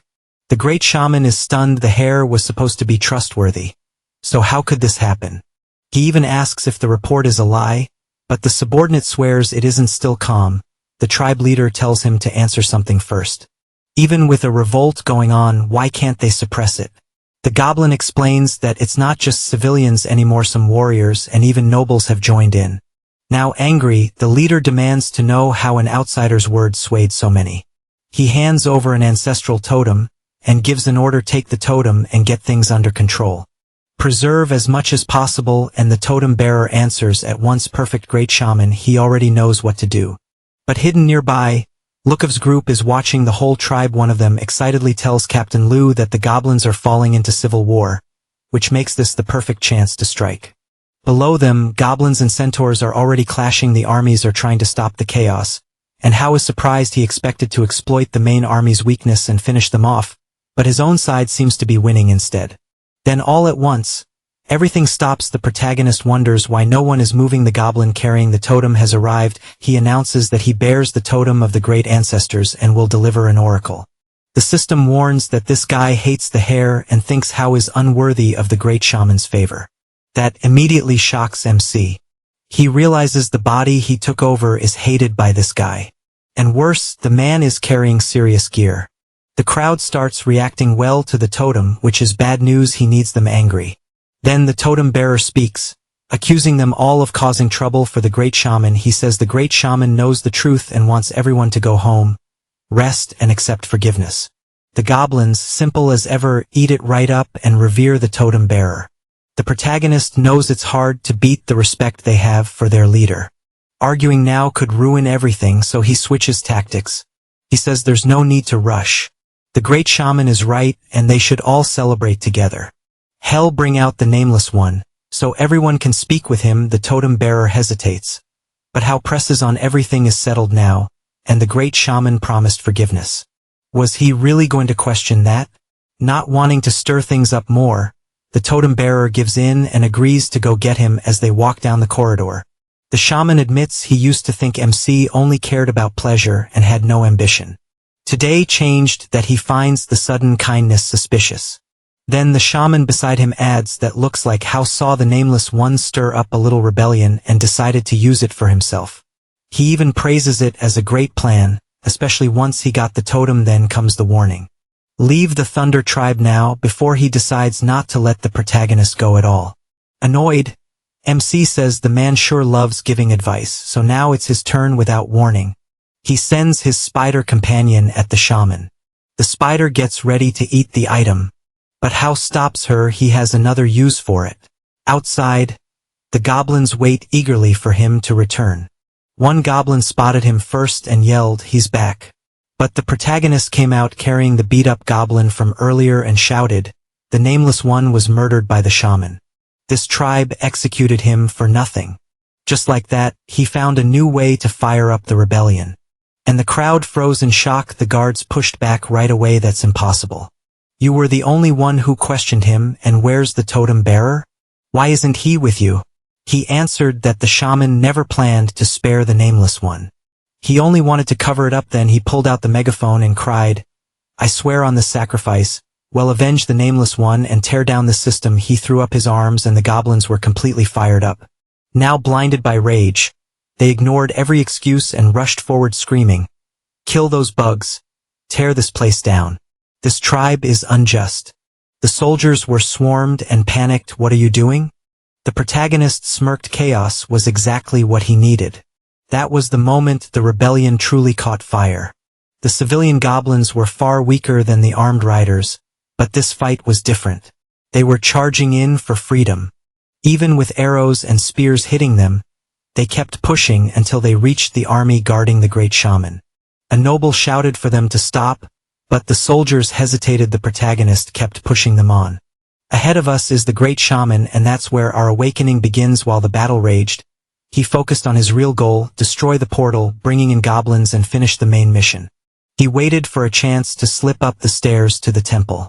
A goblin struck one of the guards, but the weapon bent. The guard had used an elite defense skill that made normal attacks useless. Then another shaman stepped in and offered the protagonist one last chance to surrender. Saying he could still be forgiven, he asked what would happen to his comrades if he gave up. The shaman sneered. Was he really trying to bargain? Those rebels would be executed one by one. So he was told to surrender while that mercy still lasted. The system cut in. He wasn't offering mercy at all. He was waiting for the right moment to kill you. One goblin begged, "Sir, please surrender. Even if we die, you have to live." The shaman mocked him. Why not give up before you're buried with these idiots? But the protagonist answered with a speech. To you, they're just rebels, ants under your feet with no will of their own. To me, they're comrades, brothers in arms. We share the same dream, and we swore to wipe out the injustice in this tribe today. One side dies. There is no third choice. The goblins were deeply moved and saw just how blind the shaman really was. Then a goblin came running in, shouting that something terrible had happened. The protagonist watched as the report came out. A bunch of hairless, two-legged creatures were attacking, and an army was already at the entrance. Everyone else was stunned. Impossible, we already scouted them. They were weak, any one of us could beat them. But the messenger said the general's group had already been crushed. These bipeds were different this time. They had armor, and their commander seemed to be protected by some strange barrier. The goblins couldn't even scratch them. That news shook everyone. The protagonist thought, so the big enemy they mean is me, the one who's been wiping them out. Looks like Lucas showed up to make things even messier. How nice of him. The goblin begged for reinforcements at once, warning that if they didn't stop the invasion, they'd all be slaughtered. With a nasty plan in mind, the protagonist stepped up. I'll lead anyone willing to follow me and stop them. We can settle this afterward. His idea was obvious: pull the army away and leave the shaman exposed. The shaman glared, realizing this bastard had started a rebellion and now wanted to seize command too. Still, the soldiers were worried. However bad the rebellion was, an invasion by another race was an even bigger threat. The shaman thought, I'll use this chance to kill him. Out loud though, he announced that the protagonist was forgiven for now and that stopping the invaders came first. He even made a new rule: any rebel who killed one of the invaders would be made a noble. The protagonist saw that the goblins were immediately tempted. It was a smart move. Some of the shaman's loyal followers didn't like it, but he quickly added that the rule came with a condition. Then he pointed at the protagonist. For this rule to stand, you must face me in A and repay your crimes. His supporters understood right away. He had no real plan to reward anyone with noble status. He just wanted the protagonist in a duel, where killing him would make crushing the rest easy. The protagonist realized the shaman was judging him by the weak body he had taken over, which was why he sounded so confident. He looked around at the crowd. Now that becoming a noble was on the table, they were wavering. The system-side greed had taken over. They'd rather become the new oppressors than stay the oppressed. They all wanted him to accept, but the protagonist actually liked it. He had been looking for a way to face the shaman anyway, so he agreed to the challenge. The ones loyal to him were shocked. No, you can't, the girl cried. He knows you're weak in a fight. This duel is just a trap to kill you. But the protagonist calmly answered that stopping the invaders had to come first. If I refuse this duel, the tribe will be destroyed. Sadly, this is the only way. Never forget, we fight to end inequality here. If my death can bring safety and justice, then I'll die with no regrets. Then he turned to his followers of Davros. Don't fear my loss, just hold on to your ideals, and remember what we're fighting for. Even the soldiers who hated him were moved. One of them even thought him his enemy, but I still respect him. And with that, the great duel was decided. Meanwhile, at the battlefield, Goblin bodies were already piled across the ground. A centaur tried to charge in, but dropped into a trap laid by that soldier who loved fighting. He laughed, bragging about how great his traps were. A beautiful waifu snapped at him to stop talking and finish the job. All right. The goblin could only think, how did things turn out like this? He had felt powerful not long ago, and now he was facing someone with a giant sword. When the blade came down, there was no mercy in it. It cut straight through him, and Lucky kept directing the advance at the same time. The protagonist and his group headed for the sacred duel hall. In goblin culture, where slavery is normal, it's common to duel with the slave beside you. The sacred duel is said to be watched by the great ancestors, so no goblin but the fighters can see what happens inside. The shaman mocked him, saying his way of starting a rebellion to grab power was pretty unique. The protagonist figured the guy just wanted to talk before the fight. Then he spoke to the centaur, who had been acting like a slave. You don't need to pretend anymore. Take this and make yourself stronger. The shaman stared, confused. Why give that to her? A centaur slave couldn't use abilities. Was he that desperate? Before he could finish, a storm of arrows flew at him. The shaman was stunned. How was she using a centaur ability? Was his centaur actually aware? The protagonist ignored him. Sister Mia, no need to hold back. Use the special arrows we prepared. Mia fired a full volley of curving arrows, and one had a special tip. The shaman's centaur tried to evade, but the arrows chased the target. 2 arrows slammed into each other in midair and exploded. The protagonist chuckled. Those explosive arrows from his assistant were worth it. Now more careful, the shaman admitted he had underestimated them. The system warned that the surprise attack worked, but the ancestors' protection had blocked serious damage. Head, be careful now, that trick wouldn't work twice. Power started pouring off the shaman as he spoke. He never expected that lazy, pleasure-loving act was hiding someone so ambitious and greedy. The system added that with his barrier up, another explosive arrow would only drain about 25 of the shield. The shaman scoffed, asking if these secret tricks were really enough to beat him, then used battle memory shield ready. The protagonist knew this fight wouldn't be easy, and the system warned that the shaman was storing power. He told Mia to aim at the shaman's centaur. She hesitated, not wanting to hurt an ally. He reminded her that revenge comes with sacrifice. Now that she knew he was one of her own race, she also knew he was still their enemy. With no other choice, Mia fired 2 more explosive arrows. The centaur answered with arrows of his own. Their shots curved through the air and crashed together in blasts. The problem was that the shaman centaur could bend arrows too. Then the system warned the shaman had charged 50 of his power. The protagonist ran to Mia. Sister Mia, let's use plan B. She lifted him up, showing surprising speed and strength. The shaman laughed, asking if riding on her was supposed to change anything, but Mia was already moving. She carried the protagonist in her arms as she rushed forward. The shaman watched in surprise as she shielded him with her own defense. Then the protagonist told her to throw him at the shaman, and she did it perfectly. He flew through the air, while Mia launched a wave of curved explosive arrows. The shaman barely made it through the blast and came out of the smoke thinking he had survived and that his secret skill was almost ready. But something moved inside the smoke. The little chirp caught off guard. The shaman was struck by the centaur. Even so, the protagonist had expected him to block it even with a surprise hit. Her stats were still lower than his. The shaman boasted that his body had been strengthened by secret arts, so a weak attack like that could never hurt him. Then he declared the time had come. Come forte, lightning shaman's spiritual summon. The chirp was blasted away, but she quickly shot a web to the wall and pulled herself back up.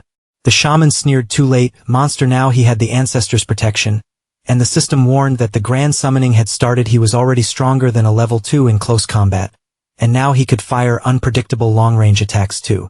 The chirp looked to the every boss has a strength and a weak spot. I just need to find his. If I do, I can win without paying too much. And if not, I'll have to improvise. Big guy, it's too late for regrets. I'm tearing you apart first. I'll deal with the one who aimed a weapon at me. He fires at little chirp, and she barely slips past it. She catches the next hit with her arm. Fast, but the force still throws her back. She really can't match him head on. The monster keeps firing spirit attacks, and all she can do is stay alive. At the same time, the centaur girl takes a hit to the legs and drops, Nearly dead, but our guy still manages to save the bigger one. He pulls her back. And then the system gives him a clue. This form is crazy strong, but it won't last forever. Once it ends, hell be weakened. The protagonist calls out, "Great shaman, did you notice something? Even with your soul power, and the ancestors behind you, neither I nor my monsters gave up." The shaman sneers, "So what, you want me to think you're a hero?" He answers, "No, I'm saying I already knew how your power works." The shaman snaps back, "That's impossible. Everyone who's seen this is dead." The protagonist just smirks behind the goblin. Little chirp creeps in. Glowing purple, even the goblin is shocked. A monster with a death skill. She raises her weapon and calls on the mercy of the goddess of desire. The big goblin is startled, but he still thinks blocking it is enough. He brings up his spirit defense and stops her strike.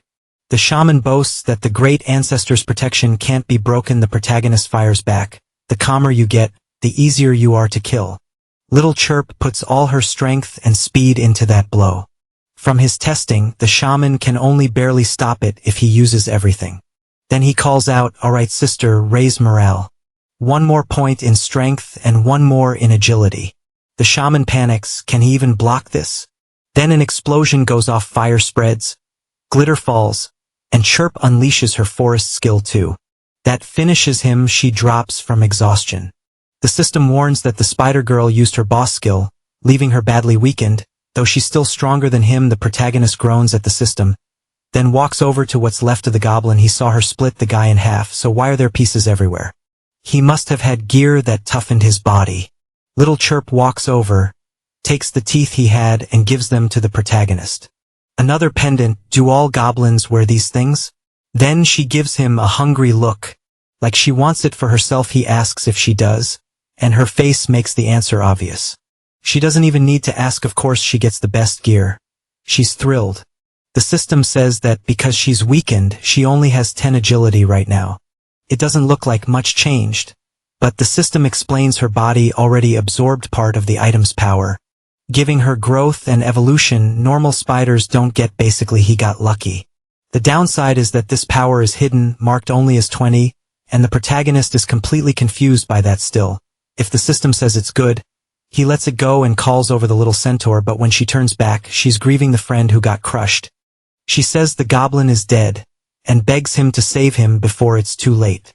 The protagonist sadly realizes the centaur still hasn't truly come back to his senses. What happened was battle memory, it didn't break the curse.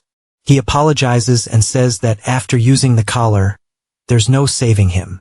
She cries while he's already wondering if bringing her into another fight is worth it. Since both of them can still battle, he says, "Sister Mia, there's something more important now. We have to destroy the altar in the center of the temple. As long as it stands, goblins will keep invading, and centaurs will keep dying. That lights a fire in her, and she says she understands it's their duty to help." He keeps watching her, judging if she's worth making a contract with. She's emotional, but when it matters, she moves. Outside, some goblins from the army are talking. They say the warriors below are all fired up and probably want return. Their troops will move in and wipe out those hairless. Then someone points out that goblins are hairless and two-legged too. The general calls them idiots, while the little noble says it's their choice. Outside, the protagonist walks on with his two companions. They already got past the group outside. He didn't expect guards to still be posted at the temple during a war, so this place must be important. Meanwhile, for the army, Luca gives a speech. They found the source of the goblins' creation. If they break the enemy force blocking the way, they can finish the mission from the ancient gods and claim victory. They've all tasted the pain and glory of war, and this battlefield is nothing new to humans now with their new gear. Luca urges them toward the enemy base. The guy with glasses notices the troops are getting stronger from the speech. Apparently, that little trumpet really works. Then he points out the goblins are already charging. This is the right time and place. They have to win. Everyone shouts back and rushes forward. While the goblins charge like mad, the protagonist stays calm with his two fighters and shield. He heads for the altar. No traps. It seems just break it. Then he suddenly freezes when he sees a purple energy pouring over the altar. It fires a bolt of lightning into the sky, and that strikes the goblins on the battlefield. Right away they get a buff from the elders, and the battle starts turning in their favor. Luca sees that if he waits, Hell lose more men. So he hands command to someone else and charges into the front lines himself, leaping ahead. He shouts, "Brothers, follow me." Back at the altar, the protagonist watches that strange aura. He doesn't know what it is, but it's clearly bad news. So he decides to rush in and smash the altar fast. The spider girl is already there, slashing at it. Cracks spread across the altar, but the aura is dangerous, and neither the centaur nor the spider has a shield. Then he notices something odd. They aren't being hurt, they're being powered up. The system warns that this energy can speed up a creature's growth, but they shouldn't take in too much. The centaur asks if they should help Spider Sister, but he says no, even her injuries are healing, and she's getting stronger. If that's true, then there's no need to avoid the energy. Still, he notices Mia is only being healed, not strengthened. Little Chirp, on the other hand, looks like she loves it. She's getting close. The system speaks again. She can absorb traits from the X breath. Her stats are rising, but again, not too far. The protagonist wonders what this X thing even is. It came up before with the collar too. Then the mark on his hand turns red, and he realizes something's wrong. She's taking in too much and can't handle it. Her strength jumps from 13 to 15, and agility from 18 to 21. The system warns that the dark energy is forcing her past her limit. If she doesn't reach level 2 or stop absorbing it, she'll explode. He yells for her to destroy the altar now so they can get out. She hits it with everything she has, but it still doesn't break. He tells the centaur to fire arrows too, but Mia is too worn out to react. Frustrated, the spider girl gathers what's left of her strength and cuts the altar in half, making it explode. On the battlefield, the goblin's aura vanishes, and now Lukik pushes forward. Glowing with power, he punches a goblin and sends it flying, and the enemy starts fleeing. Later, Luck checks the mission. Clearing the goblin forest is done, but destroying the altar still shows 0 of 1. Then to his shock, it suddenly updates as completed. He looks at his men and says, "Brothers, we finished the first part, now come with me to the tribe and destroy that altar. The rewards will be ours." Meanwhile, the protagonist is taking it easy beside his big spider, who sadly lost her power up the moment the altar was destroyed, right when she was getting really strong. His own mission now shows 1 of 1 for both goals. The system tells him rewards will be counted after everything ends. Seeing the tribe wiped out, he figures Lucca and his unit already crushed the goblins, which means he needs to leave fast because those guys are already coming up the stairs. Lucca, eyes shining, finally says he's come too far, spent too many points, and risked too much not to get the best reward from this mission. But as he climbs, a message appears. The main mission has been completed, and personal contribution will be calculated soon. Lucca's face drops. What? He hasn't even reached the altar yet. He looks back, thinking someone used the battle with the goblins as cover to destroy it. At first he suspects someone from his own side, but everyone looks just as confused. Then the system tells Lucca he ranks 2nd, and his rewards will now be given out. He's furious. He worked for days to come in first, and whoever stole that reward is going to pay. Now imagine if the protagonist's name appears on the list. His personal contribution ranks 1st. Arms crossed, he sees the system was right, while the hungry spider girl keeps staring at the centaur's necklace. Hold on. Glutton, his reward is a red Agatha treasure chest. The highest rank possible. Are the ancient gods really this generous? The spider can see the item, but the centaur can't, probably because she doesn't have a contract. The system says mission rewards have no limits, so he can open the chest whenever he wants. A red chest gives a 90 chance for a gold item, and 10 for a red one. He grins. If a blue chest gave him a purple item, what could a red chest give? There was no reason to wait, so he opened it right away. Golden light burst out. Was it gold or red? The chest popped open, and a small item appeared. It was a flying cloud. It could cross mountains, but at level 1, it could only hover near the ground. He was thrilled. This was great. Now he wouldn't need the spider girl. Every time he had to run when he activated it, the cloud floated a little above the ground. The centaur reacted in surprise and said something he couldn't understand. Then he remembered it had been a while since he took the pill, so its effect must have worn off. She was totally confused. A second ago he looked like a goblin, and now he was human. The system points out that even after seeing the change, she still isn't afraid of him. She's really that innocent. He takes another pill so they can talk. figuring he avenged her tribe and helped her get what she wanted even if she learns he lied. She probably won't be too upset. He tells her he's fine, and that the curse must have changed again. This time for the better. She actually seems to believe him, and the system calls her hopelessly gullible. Then she points at the cloud and asks what it is. Of course he lies again and says that after they wiped out the tribe, the ancient centaurs gave him a vision and gifted him the cloud. She asks where those ancient centaurs are. He quickly brushes it off, saying it was only in his head. That makes her a little sad. She wanted a message from them too, feeling a bit bad. He pats her head. Watching all this, he starts thinking a contract with her might be useful. The problem is his level is still too low. Another issue is that her role would overlap with Little Chirp's, so someone more balanced might be better right then. Little Chirp shows up acting proud, and he calms her down, promising there'll be more rewards later. She happily accepts that and enjoys the attention. Now he has to figure out what to do with the centaur. She has no tribe left, but he still can't make a contract with her. She looks at him like some mighty hero for saving everyone, when really he's the weakest one there. Then a blue aura starts glowing around her, and the true spirit of the ancient centaurs appears. It tells its descendant, who carries the king's blood, that her wish to protect the clan has awakened it. If she truly wants to save her people, she must go in the direction it's showing her. There, Shell return to their homeland and face the trial to inherit the title of Centaur King. It adds that Shell find the lost treasure and gain a power, then vanishes before finishing. He's stunned. The centaur girl has royal blood. If she clears the test, Shell become the ruler of the centaurs. That instantly excites him. He loves the idea of a stronger ally. She, on the other hand, is still unsure and timid. Later, she explains the history of the Centaur King and their old kingdom. Back then, centaurs ruled the land, expanded their territory, and built a rich, powerful nation. Even with a king, they valued skill over blood. Anyone who wanted power had to pass trials. That changed after the first king disappeared. The centaurs began fighting each other, and around that same time the goblins arrived. He listens with real interest, but she lowers her head and looks discouraged. She says the test is too hard and she can't pass it, still believing he's a centaur. She tells Lin to take the test instead. Since he beat the great shaman, he puts a hand on her shoulder and reminds her the Centaur King chose her. He says he can't go against that will, and defeating the shaman was only possible because of her help. She's more than qualified. Then he urges her to go become the ruler of the centaurs, promising to support her. Of course, he's also thinking that once she becomes king, making a contract will be perfect.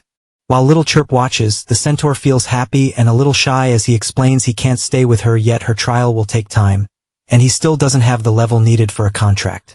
Still, he doesn't want to send her off empty-handed. So he tells her to wait there and goes to get something. At the same time, Luke and his group finally reach the altar and find it already destroyed. The mission updates. For the next 24 hours, killing goblins will give extra points. Luke gives a short speech to fire everyone up and send them after goblins. Clearly, he also wants to use this to figure out who destroyed the altar. Diacles is impressed by the plan. He doesn't know how Luke will do it, but he wants to see how it plays out. Meanwhile, the little centaur waits nervously for him to return, pacing around and imagining her warrior. Maybe this won't work, but maybe it's worth a try. She thinks in her daydream. The warrior vows to always be her most loyal sword, my queen. Poor girl. She can't even hold a twig. She keeps fantasizing that anyone who wants to touch her queen would have to get through her first. Then he finally comes back. The protagonist returns with some enslaved centaurs. Now that the curse is gone, they aren't violent anymore, but their minds are gone too. All they can do is hunt and eat. Even so, he says they're still her people, and keeping them with her could help rebuild the Centaur Kingdom. Then he pulls something out and says he has one more gift. It's a communicator so she can contact him later. She lights up immediately. He explains that if she ever runs into trouble, she just has to hold it and say his name and he'll hear her. But it only works a limited number of times, so she should save it for emergencies. It was a white-grade communicator that could reach him 10 times. He thinks to himself that sadly, this was the best he could afford, and now his points were gone again. She takes it gratefully and hugs it to her chest, then throws her arms around him. After that they say goodbye, and as always, someone else gets jealous. The story cuts back to Luck Egg's team handling the new mission. Everyone who joined got 50 points, and now the rankings are about to be revealed. Inside a tent, Luck Egg and the others talk about how all their teammates seem accounted for. So Luck Egg suggests the person who killed the boss and destroyed the altar might not be one of them. That makes the group nervous, especially since the protagonist could be the one. Cunning as ever, Luck Egg says hell handle finding that person himself. He claims it's too risky for anyone else since whoever beat the boss must be strong. Then the guy with glasses points to a suspect he says to check the rankings. Someone had 0 points before, then suddenly jumped up. That person is likely their target. Then the next chapter starts with a goblin running up the stairs shouting for the shaman. The Thunder Tribe was attacked, but when he looks around, the great shaman is nowhere to be seen.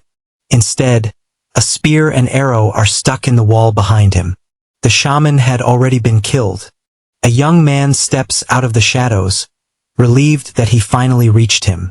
His mission was to kill 10 goblin leaders and earn the Goblin Leader Assassin achievement. The reward was a purple Agatha chest. The first phase of the event was paused, and points were about to be announced.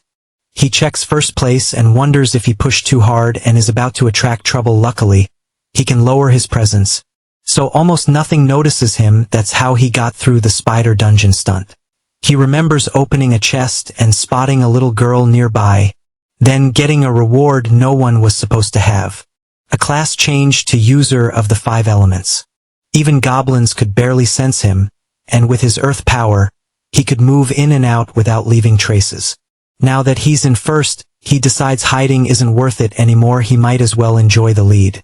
Back with the guy in glasses, he's still talking about the mystery player who suddenly jumped to the top of the rankings. He asks if anyone has seen that person, or if they're hiding on purpose. The others all say they have no idea who it is, but the blue-haired girl suggests it might just be someone who got lucky with a great mission, not the person who destroyed the altar. The mood in the group gets tense. They clearly aren't working well together. Luke mentions the blue-haired girl used to be a cop, so maybe she can break it down. She reluctantly agrees and says that from looking at the bodies, the victims were killed by arrows and blade strikes, so the attacker uses those weapons. Since the village was attacked around the same time, whoever did this had to be there too. So the culprit must be. Then we cut back to the protagonist, now dressed in spider-themed gear because he had to change clothes after finishing the mission. He returned to the shop to see if anything good had shown up, even though he had no points left. Sadly, there was nothing useful. As he walks out, he notices a crowd gathered around a notice. People around the notice were shocked. Who was this guy to get a 400-point reward? Curious, the protagonist went over to read it. The notice said one warrior had taken down the goblin leader alone and saved their army from major losses. To thank him, they wanted help finding that warrior, and whoever did would get 400 points. He liked the reward, but not enough to expose himself. Then he noticed the sketch didn't really look like him, so he relaxed and turned to leave. Right then someone tapped his shoulder. It was Lynn. The charm effect kicked in, and the system noted that while she seemed glad to see him, she was hiding another feeling underneath. He really needed to stop checking her status every time. Still, women were hard to read, so he relied on the system, and now he wanted to know what that other emotion was. Trying to sound normal, he asked how she'd been. Lynn said she was fine, then pointed out that he looked troubled, and asked what he found. He brushed it off, but she didn't let it go. If something was wrong, Big Sis could help. That threw him off. Maybe it was because they hadn't met in a while, but she felt much more serious now. He said he was okay, and asked how she was doing instead. She answered that she was fine, and told him not to worry, but she clearly wasn't. That made him even more uneasy. Then the goddess suddenly appeared. She praised them for clearing the first part of the mission, and announced the second part was starting. But she warned them their current strength wasn't enough. They needed to level up before moving out first. Everyone had 3 days to form a group. Anyone who failed would be removed from the mission list. He hated that. Fighting alone helped him way more right now. So why was she suddenly forcing teams? The new mission was called Strength in Numbers, and every warrior of the ancient gods had to join a group. The group had to be registered in the... He guessed the next mission was so dangerous they made this rule to stop people from getting stranded alone. Too bad that messed with people like him who worked better solo. Now he had a problem. If he kept hiding his real strength, he'd probably get stuck with dead weight. Since Lynn already knew about the spider girl and was under the charm, she looked like his best choice, so he casually said this mission should be easy for someone as strong as her. She probably already had a group lined up looking a little awkward. Lin admitted she was thinking about joining another team. That surprised him. She'd been surviving alone this whole time, which was honestly amazing, but Lin hesitated and said that if it was only the two of them, she might not be able to protect him, so maybe another group was better. That confused him. She'd always acted sure she could keep him safe. So why was she doubting herself now?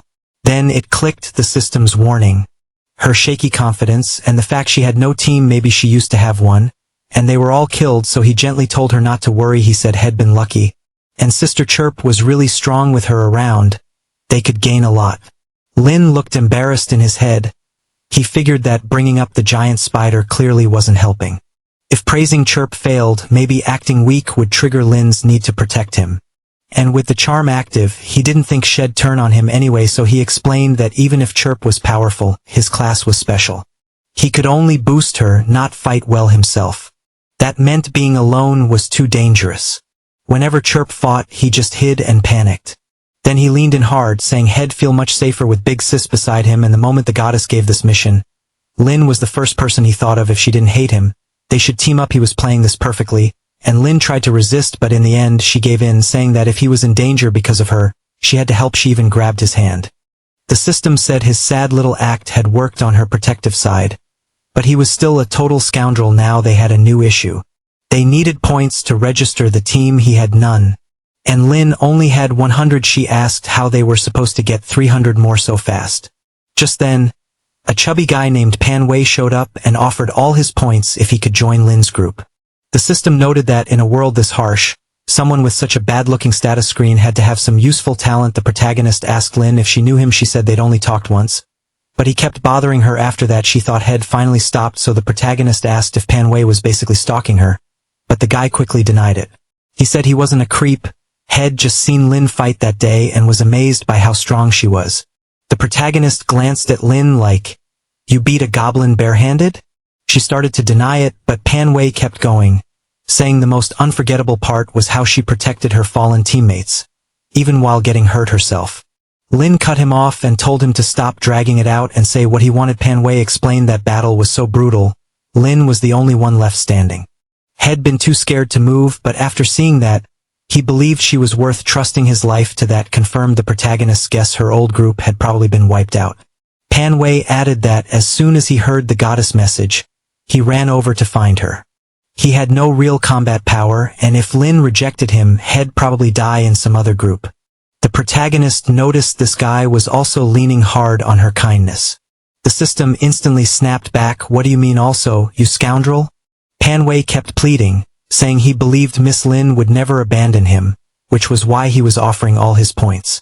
Lin still looked unsure, like she wanted to refuse but couldn't quite do it. Then Pan Wei transferred exactly 1 point. The protagonist was stunned.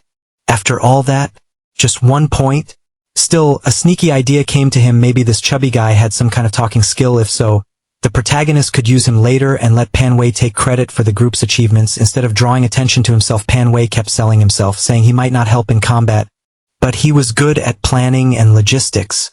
The system checked him and said Pan Wei didn't seem ambitious at all. He honestly just wanted someone to keep him alive. If even the system thought he was okay, then maybe he was. So the protagonist said joining them wasn't impossible, but Pan Wei had to do something first. Pan Wei jumped at it and said he'd do anything. Lin asked if he really planned to let this guy into the team. He told her to relax, he had a plan. Then he told Pan Wei to go to Lu Chi's group and claim he was the man they were searching for. Pan Wei froze and asked if he really meant pretending to be that guy. Yes, exactly that. Pan Wei worried they wouldn't believe him, and it would only bring trouble.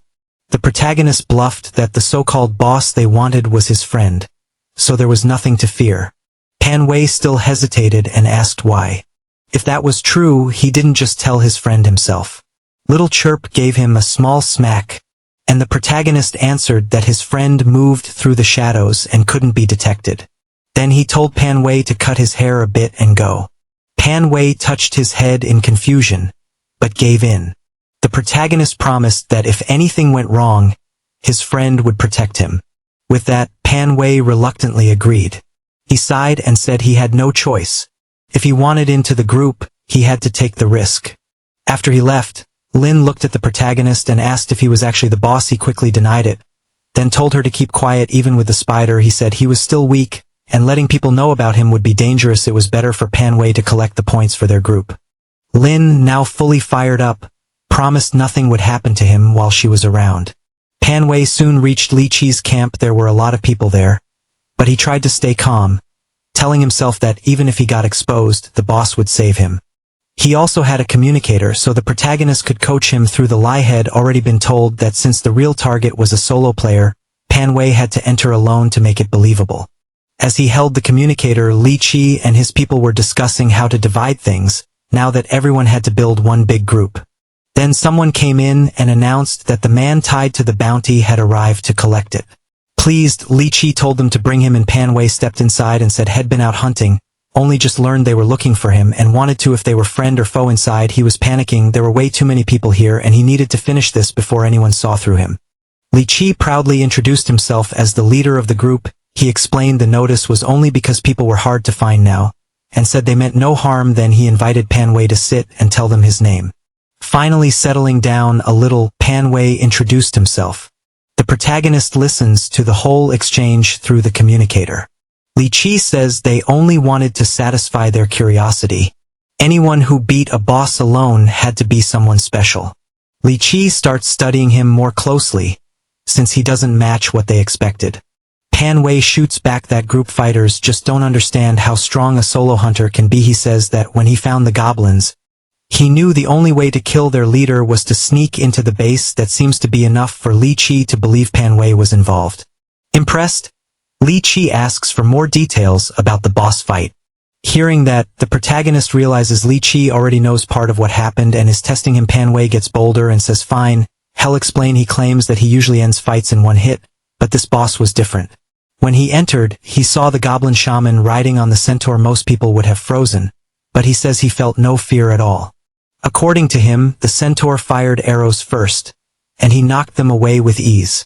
Someone blurts out that he blocked the leader's arrows with a one-handed sword. Pan Wei mocks him for being clueless.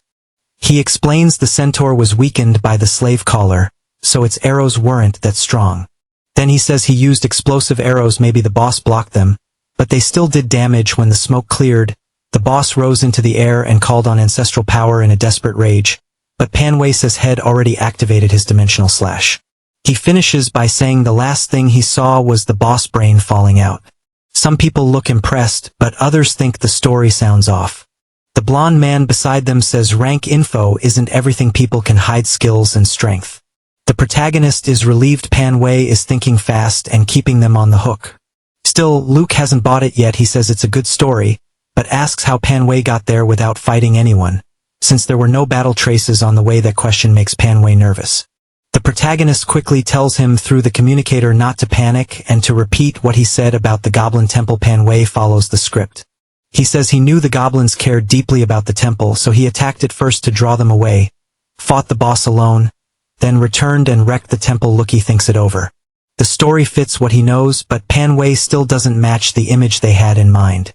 He is about to press further when someone rushes in and announces they found the person from the wanted list. The room instantly turns tense because now there are two claimants. People around them start getting suspicious. They wonder whether Pan Wei was lying the whole time. Lucky presents both men and says one of them must be lying, unless they're working together. Pan Wei fires back, calling the newcomer a fake, pretending to know his friend. The new guy looks surprised and says he only came for the 400 points, but now it seems he's out of luck. After looking Pan Wei over, he says his 5-element skill can judge a person's strength, and this guy is weak. So, in his eyes, there's no way Pan Wei beat the boss alone. He's just another fraud after the reward. Lucky asks the newcomer if he can prove who he is, and the guy with glasses jumps in. He points out that the newcomer's gear matches the drawing, and he's seen this man's strength himself. If Pan Wei is telling the truth, he needs proof too. Pan Wei, now acting confident, says they're only doubting him because they haven't seen his weapon. Lucky tells him to show it, so Pan Wei pulls out a bow, a small knife and some arrows. That was the protagonist's idea. Anyone in that fight would likely need a bow for the centaur, and a cutting weapon because Little Chirp tore everything apart. Pan Wei thinks this will settle it, but then the blue-haired girl speaks up. She says the one who killed the goblin had to have used a sword. The protagonist is thrown off. Little Chirp killed with raw force, so why did they decide it was a sword slash? Realizing their read is wrong, He tells Pan Wei to leave now. Pan Wei slams the table and snaps that this is no way to treat a guest, so he's done staying there. He leaves the communicator behind and walks out of the tent. Right then, Hu Yong receives the 400 points from Lokik. Lokik feels relieved they didn't get fooled by Pan Wei, though he still isn't fully sure about Hu Yong either. Even so, he thinks Hu Yong looks talented enough to recruit. Hu Yong prefers working alone, but this mission needs a team, so he agrees to join while keeping his freedom, and Lokik accepts those terms elsewhere. Pan Wei apologizes to the protagonist for failing. The protagonist tells him not to feel bad. It was bad luck, and leaving the communicator behind still gave them useful intel, enough for Pan Wei to join the team. Hearing that, Pan Wei thanks him in relief. Then Big Sis asks the real question, how are they going to get the points now? The protagonist says he expected this. If tricks won't work, they'll take the points by force. Pan Wei freaks out and says they can't rob Hu Yong. 3 of them together still might not beat someone at the top of the rankings. The protagonist calms him down, saying his friend will help. All they have to do is wait until Hu Yong goes hunting alone, which fits his style. Then the protagonist grows quiet, and Shoin asks what's bothering him. He says he's sure he can beat Hu Yong, but Lucas the bigger problem. He can win against him too. The real issue is stopping him from escaping. Hu Yong confidently says not to worry. She'll handle that part. Meanwhile, Hu Yong moves through the forest while Pan Wei secretly keeps track of him. Then, without warning, Hu Yong appears behind Pan Wei and presses a huge sword to his throat. Pan Wei freezes and stammers that he only wanted to talk, but Hu Yong cuts him off, calling him a liar who can't be trusted.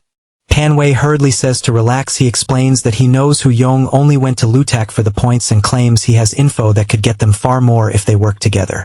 Tian lowers his sword, deciding this weak guy probably isn't a real threat. So he tells him to talk. Pan Wei lets out a relieved breath, while He-Ying stays wary. Still, since Pan Wei looks so weak, He-Ying figures it might be worth hearing him out. He asks where this so-called opportunity is. Trying to act smart, Pan Wei says he's not an idiot. If he gives the location away, He-Ying will just take everything himself, so he wants a 5,050 split.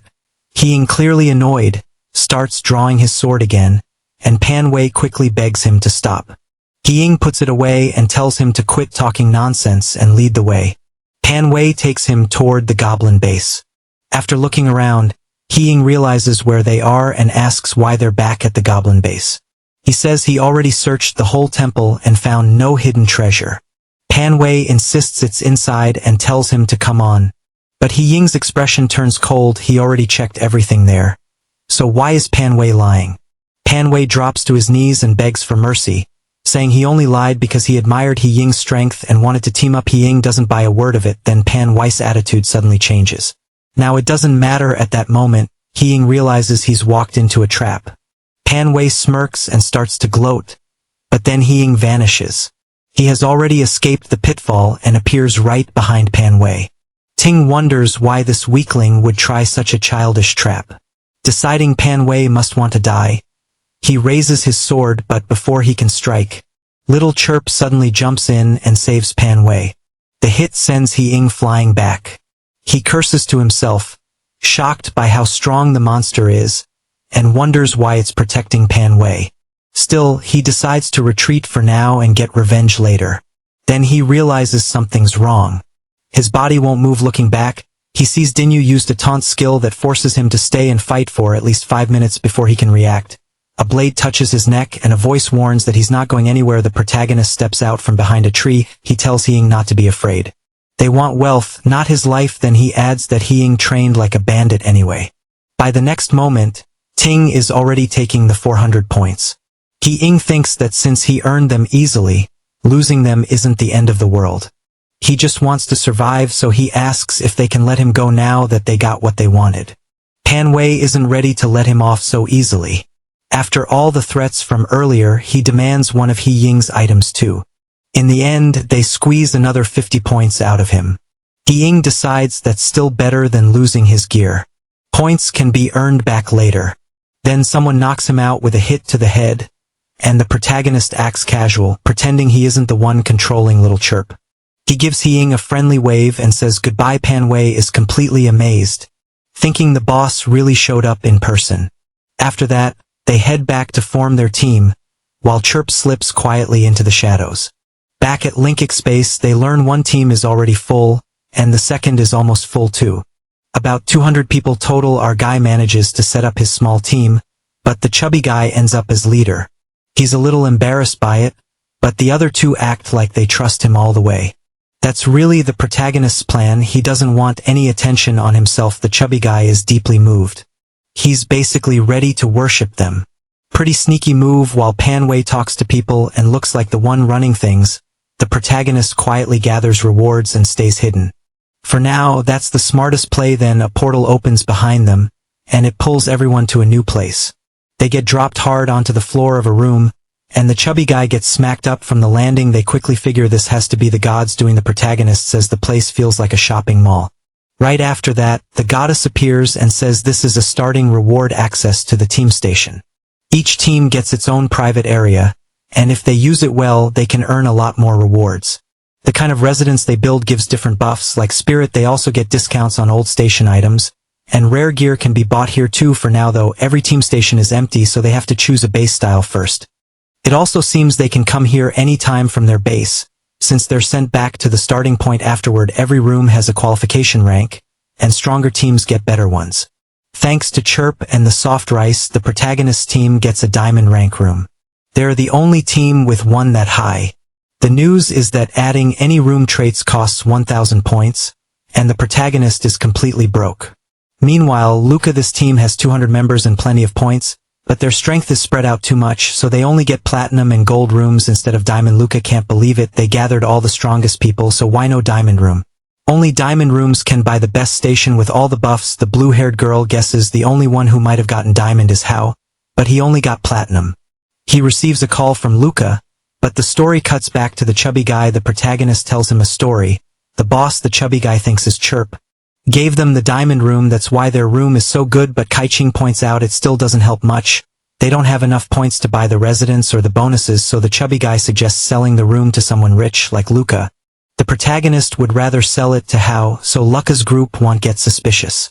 And if the protagonist is tied to that group, he may get support from Luca, which means profit without exposing himself. The chubby guy heads out, thinking it might be risky to contact the guy he just extorted. But before long he runs into him, and Hao grabs him by the collar, ready to settle the score. The chubby guy quickly blurts out, "Wait, MC, I was actually looking for you. We got a diamond room, want it?" He pauses, and the chubby guy slips free. Then he lays it out. If Hao wants it, he needs to show some respect. He offers the room for 500 points because the protagonist already figured out that's exactly how much the protagonist has. MC thinks that would wipe him out, but he's already cooking up a trick. Once the chubby guy is alone again, he thinks maybe he should just kidnap him and force the room out of him, but the chubby guy sees it coming and warns him he might get another hit to the head. Either Hao doesn't want the deal or he's broke. Some people really don't know how to grab a good chance. The protagonist grabs his shoulder and agrees to the trade, so they lose the diamond room and end up with a normal one. But at least they can style it like a cinema. The protagonist looks around. Why are only the three of them here? Where's the boss? Then he smoothly says the boss is shy and just isn't here right now. The chubby guy nods, but then the system warns the protagonist even if he acts convinced, he already suspects you're the real boss. This isn't just some chubby guy, he's sharp. That catches the protagonist off guard, but he decides it's fine, as long as the guy keeps playing along. The cinema room they picked boosts spiritual growth. A diamond room could raise as many as 4 attributes. But since the protagonist doesn't fight much, that isn't a huge loss for him. That's why he made the deal in the first place. They still have 230 points left for gear and mission supplies. The protagonist says the shop's weapons and armor are pretty bad and only worth buying in an emergency. The better move is improving attributes. He pretends he has a special talent that lets him see which stat fits each person best. But it's really the system feeding him the answer. He starts by checking Suing's stats. From what he sees, her best trait is strength, and she's already been training it. So the smartest buy is something that boosts her physical growth. Suing is impressed that he guessed she'd been focusing on strength. Then the chubby guy asks about his own stat, saying the coach at his gym always called him strong. Oddly enough, the system tells the protagonist to push agility instead. So to sell the idea, the protagonist says agility is what he needs to impress girls. Suing glances over and thinks there's no way this chubby guy has a shot. In the end, they buy Suing a book for physical training, the chubby guy a book for agility. And thanks to the residents, everyone's spirit keeps improving too. They also buy potions and return scrolls, leaving them with 130 points. A few shady guys who know the chubby guy are stunned to see he joined a team, became leader, and even bought a style for their residents. When he steps outside, they start tailing him. "Brother Pan, is that you?" They mock him for moving up so fast. Now he's captain. And his place even has a style, so where did all this come from and who's backing him? The chubby guy tells them to get lost. They used to bully him, and now they want to bother him again. One of them cuts him off and warns him to introduce whoever's helping him, or else the chubby guy quickly reads the situation. They think it's weird that someone as weak as him got a fancy residence and became captain. The ancient gods may stop them from killing him, but they can still beat him up, and he'd rather not go through that. So he lies, saying his team has some super strong members who want to stay hidden. The guys don't buy it. Then why make him the leader? He says those people don't want to deal with this kind of mess, and only care about farming and leveling, so he handles things while they focus on getting stronger. It's a weak excuse, but it works long enough for him to get away. After that, he tells the protagonist everything and asks if this could become a problem. The protagonist says he expected attention the moment they bought a residence style. The good news is, those guys only know the team name and who goes in and out, and since they've only seen the chubby guy, they still don't know the protagonist or Suing are on the team. Then the goddess appears and says they should understand how the stations work by now.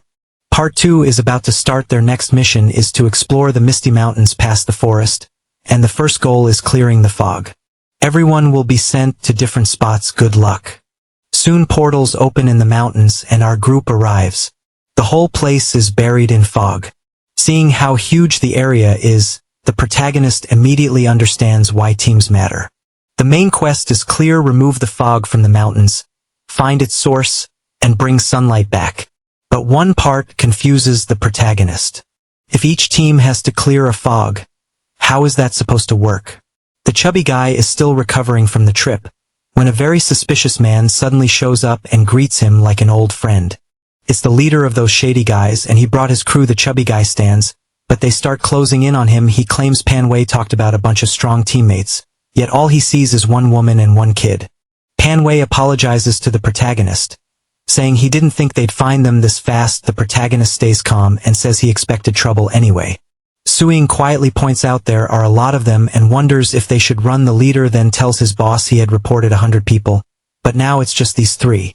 The boss had wanted an alliance, but with such a tiny group, things look different still. He can't figure out how they had enough points to make a team, and by a style he realizes the woman and the kid must be carrying Manhwa, so he shouldn't take them lightly. Even so, like any cocky thug, he decides to test them first. He reaches out his hand.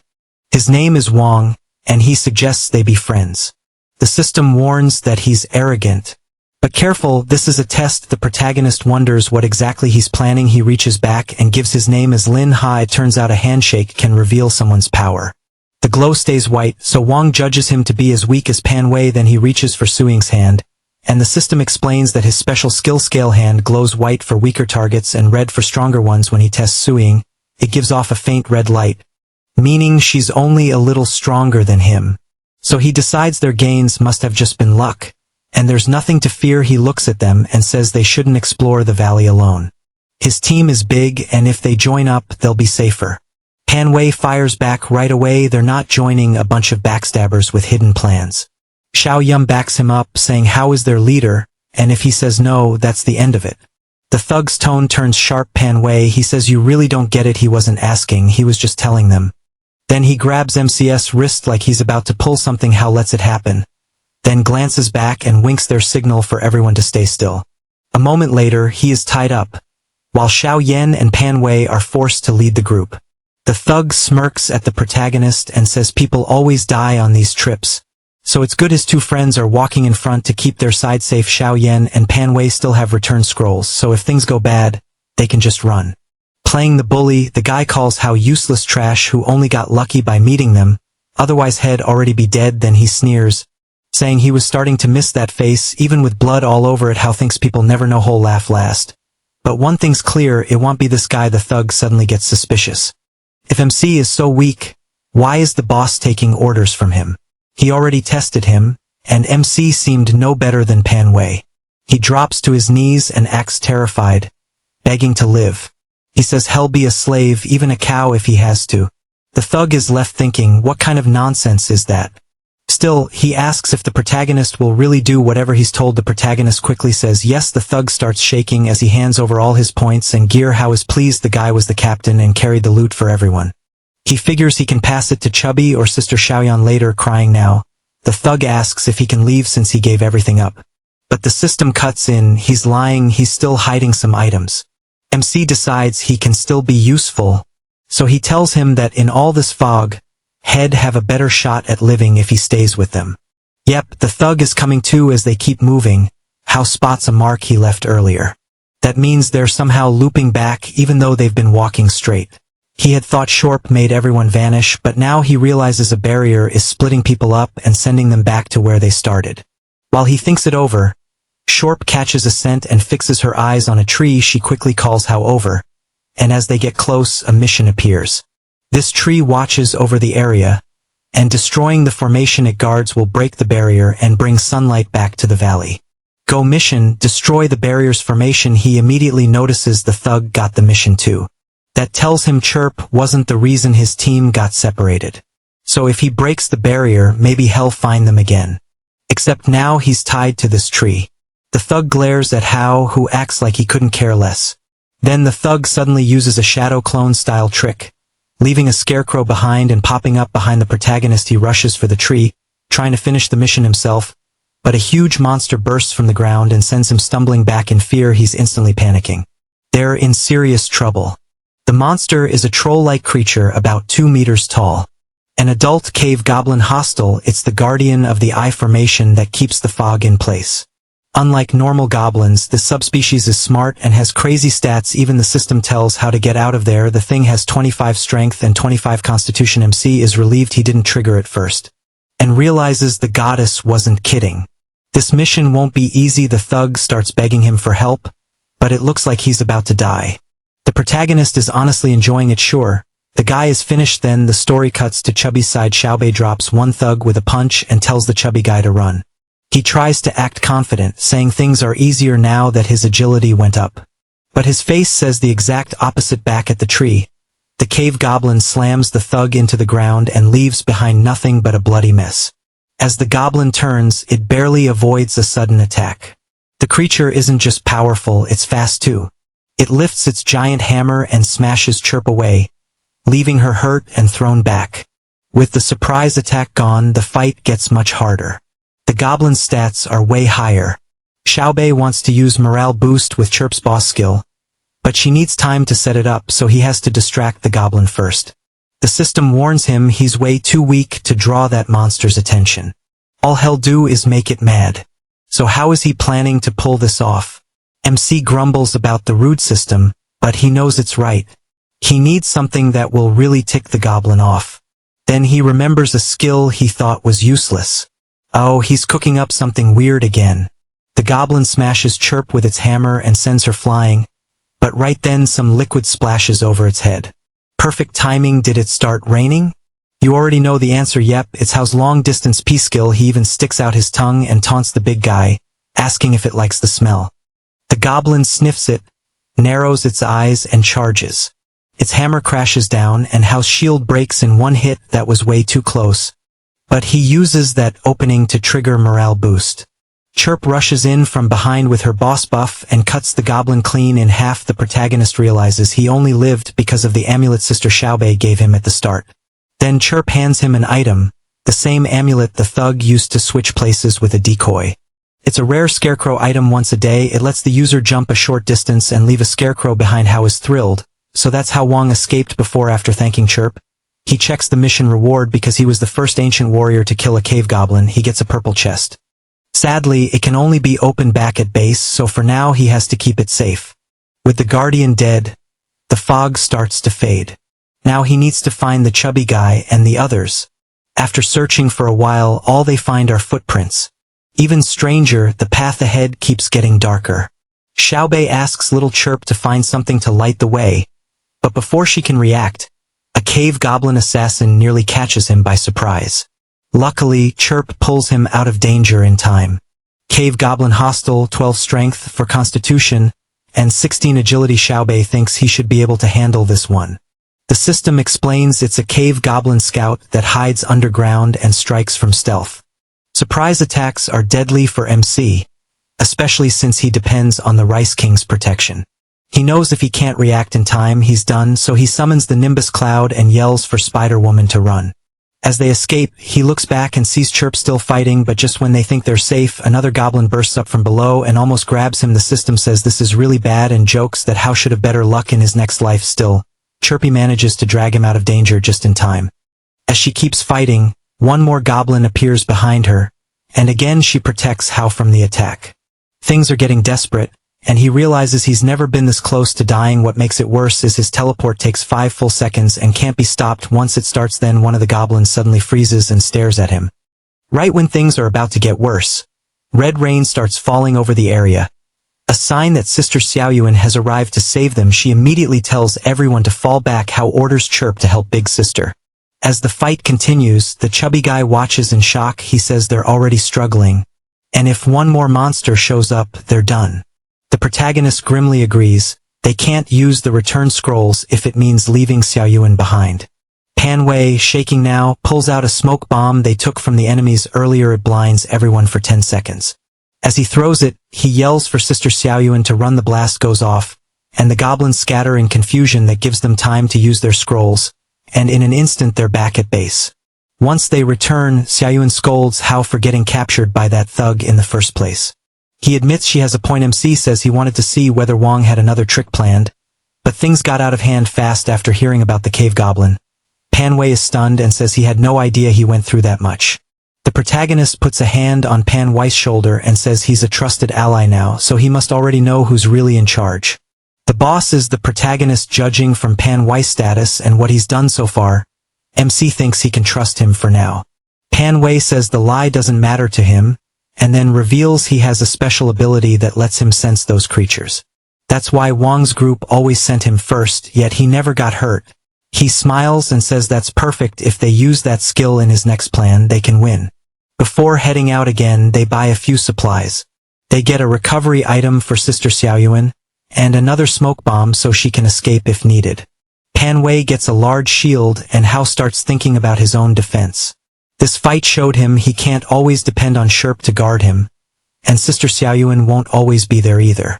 He needs another way to stay alive, and his sneaky answer is getting another monster girl, this time one built for defense.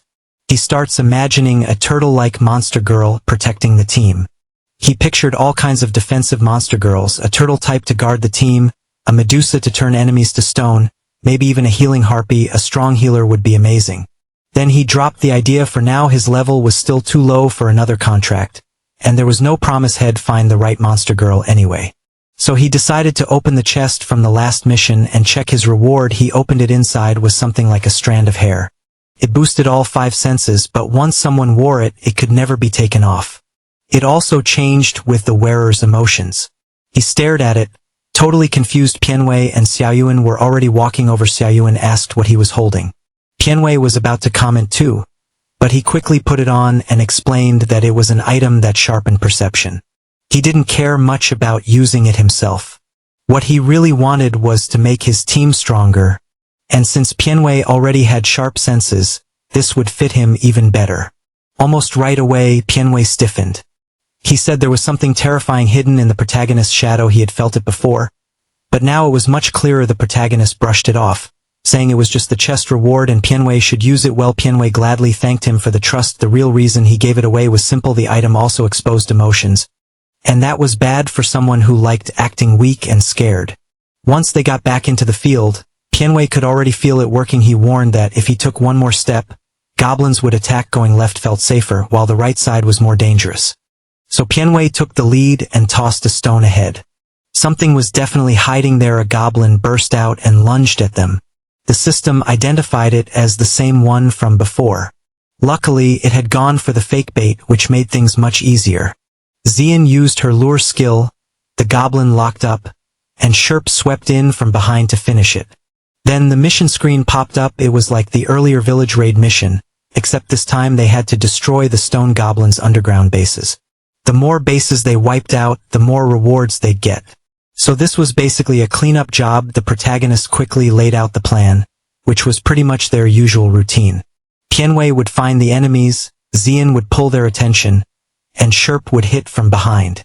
The three of them rode the cloud and kept hunting. The mission was harder now, and lots of people were dying. Luke and his team had gotten the same mission too, and they were already ahead just like them. The next part skips the visuals and rushes through the results. They hunted for a while and got several attribute potions, enough to help Pianwei and Xian level up. But no spirit potions dropped, so he still couldn't capture another creature since everyone was worn out. They headed back home, restocked on potions, and returned to battle as Sherp kept slicing through enemies. Another chest dropped for him. This one was big, a red rarity chest.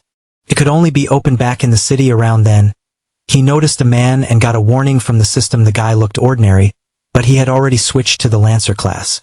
One hit from him could be fatal. That left the protagonist confused.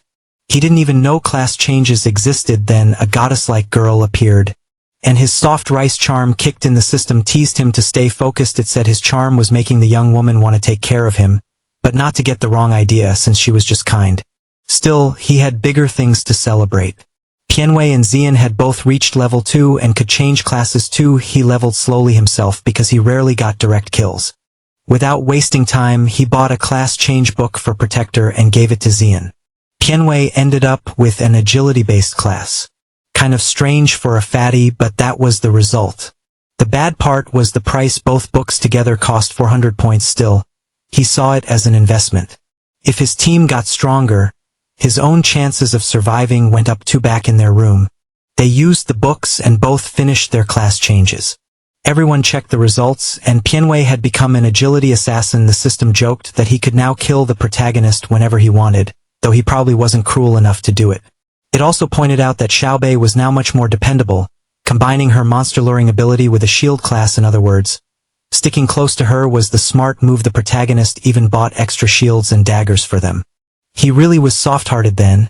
It was finally time to open the big red chest. The three of them offered a quick prayer for luck. What came out was unexpected.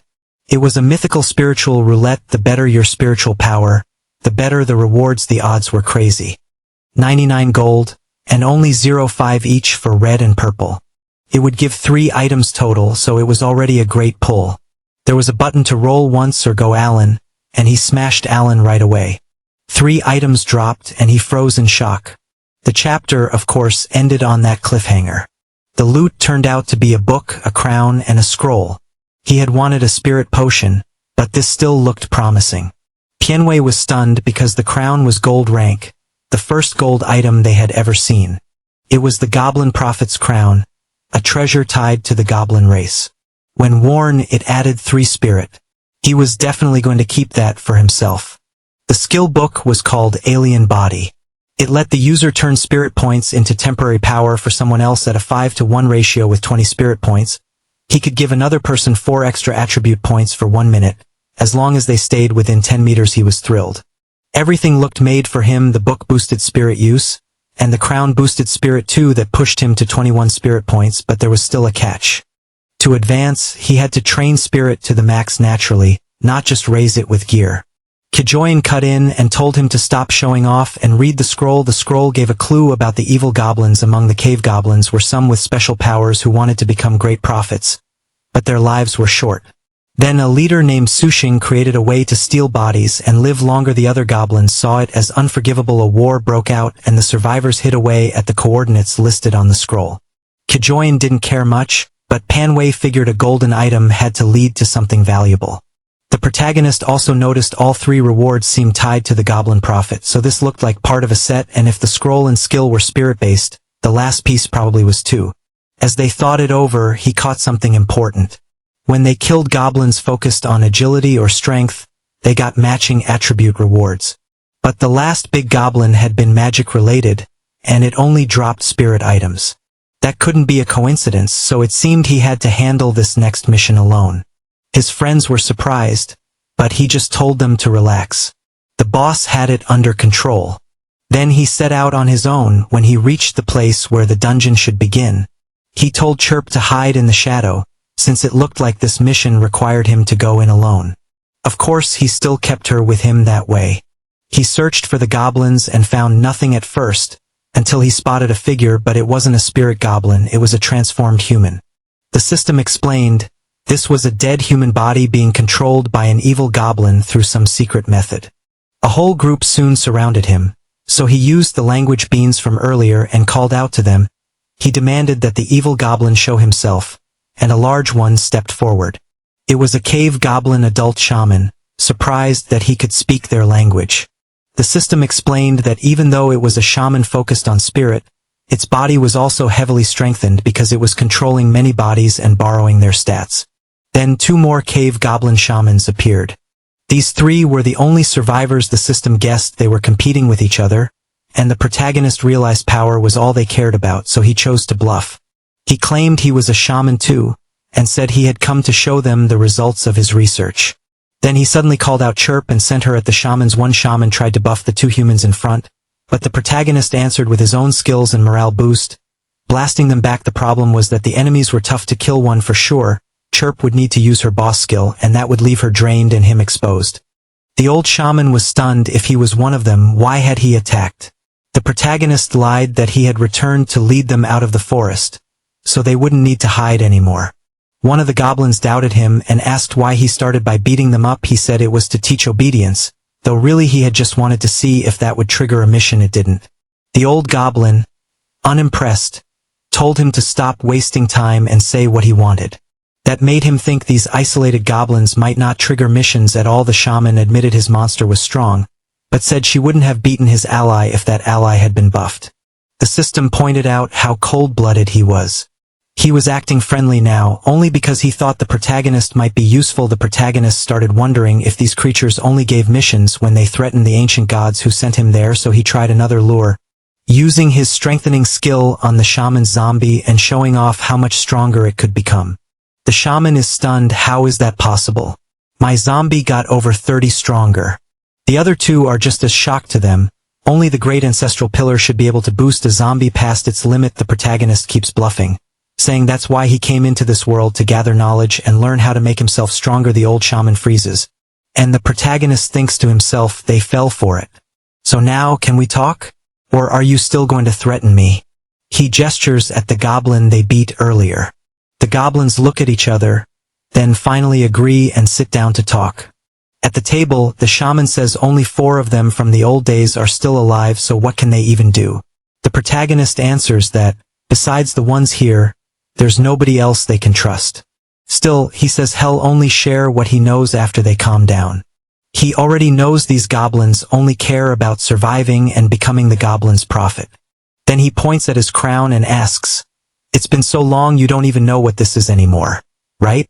The goblins stop cold when they realize it's the prophet's crown. They immediately think about taking it, but the protagonist cuts in first. He says the great ancestral gave him that crown, so there's no reason to steal it. That only makes them slam the table in anger. So you became the prophet? Then what's left to discuss? They'll take that title from you. One of them even gets ready to attack, but the protagonist stops him. He says he already knows how to become a prophet, and if they want the answer, they need to do something for him first. He also wonders if these human-using parasites count as a threat to the ancient gods, because if they do, maybe that will trigger a mission. Then he teaches them the method from the scroll, the one that lets them take over human bodies. After hearing that, the 3 shamans possess the humans they brought with them. Now they finally understand how a shaman can truly grow stronger. But even then, no mission appears. The oldest and strongest shaman suddenly sees his chance. He grabs the other 2 by the throat and drains all their life force, taking everything for himself. When he drops, he's already absorbed both of them without hesitation, gained a huge pile of stats, and raised his spirit to 29. The system comments that he's growing fast after consuming his partners, but he still has no plan to help you. The protagonist realizes things just got dangerous, though he still believes he can beat the shaman with help from Manhwa and Shoin. The scary part is how much stronger the shaman got from only 1 absorption. With a few more, he'd be almost unstoppable. Still, the protagonist figures there has to be some limit.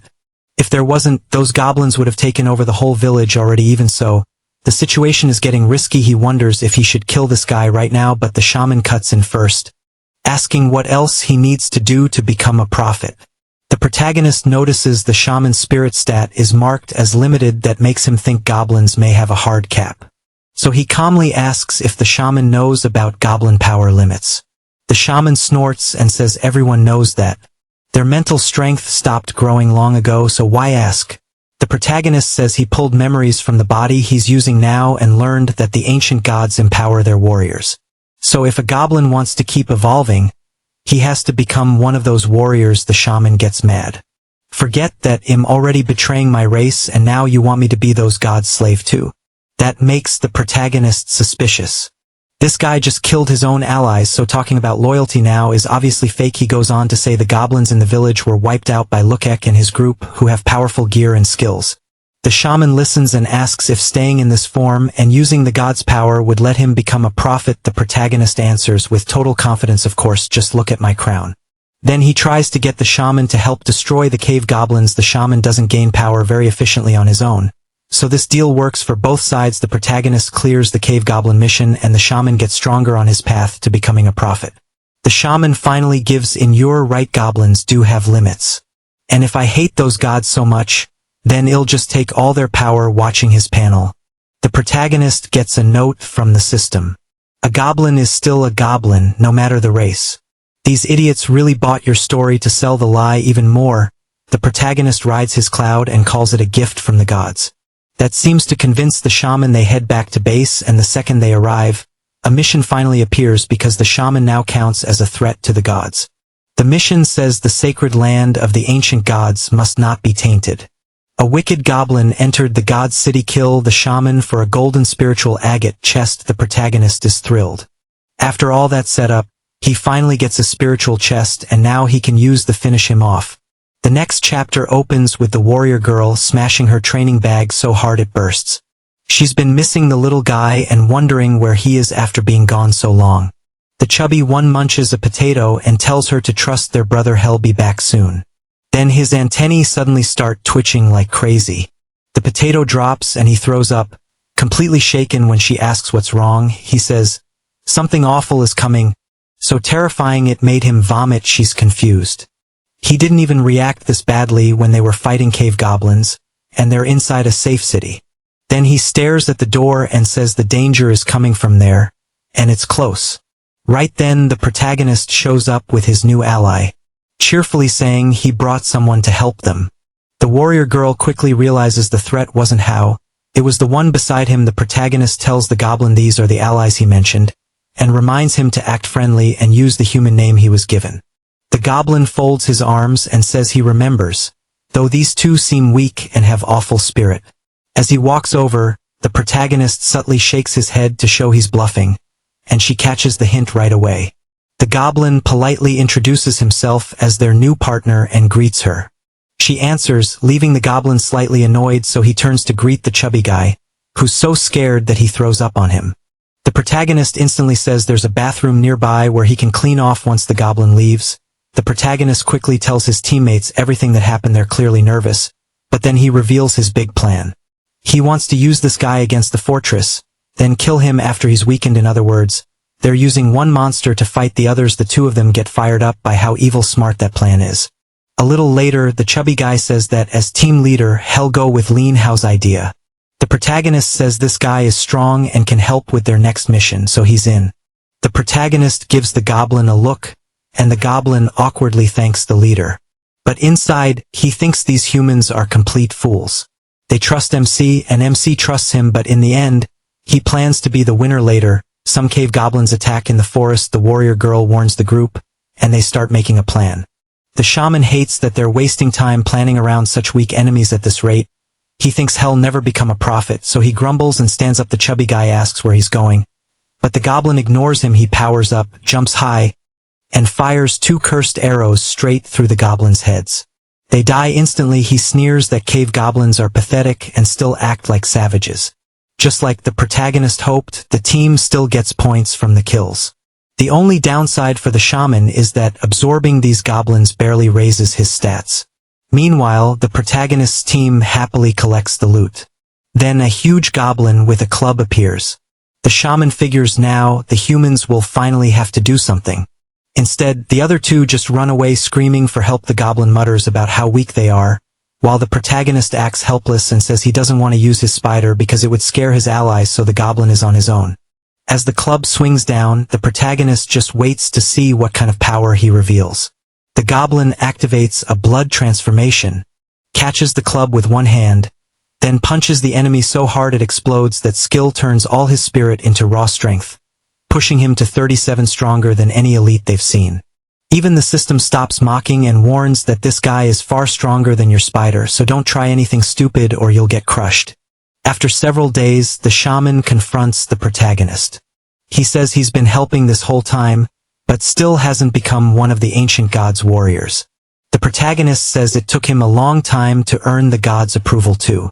Once the shaman does enough, they'll acknowledge him. Then he calls him out. He's noticed that in every fight the shaman secretly absorbs everything. How is he supposed to earn the gods' favor? Acting like that? Privately, the protagonist is getting worried. Most of the shaman's stats are already above 20, and he may not be able to control him much longer. The goblin tries to brush it off, saying he only absorbs more so he can help more. A liar trying to fool another liar. The protagonist answers by sharing a secret. The harder the mission, the better the chance of gaining the gods' approval. The goblin finally understands.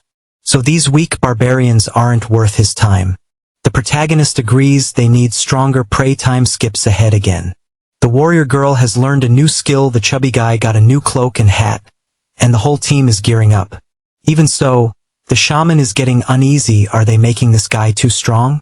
This could turn into a disaster. The protagonist calms him down. They still need the shaman, since he's the one who finds everything. They keep moving and soon reach another cave. The chubby guy points ahead. He senses something huge there. The protagonist also notices a lot of people and wonders what's inside. The shaman couldn't care less. Anyone in his way is dying at the entrance. Someone stops them. King Luke is hunting here, so they need to find somewhere else.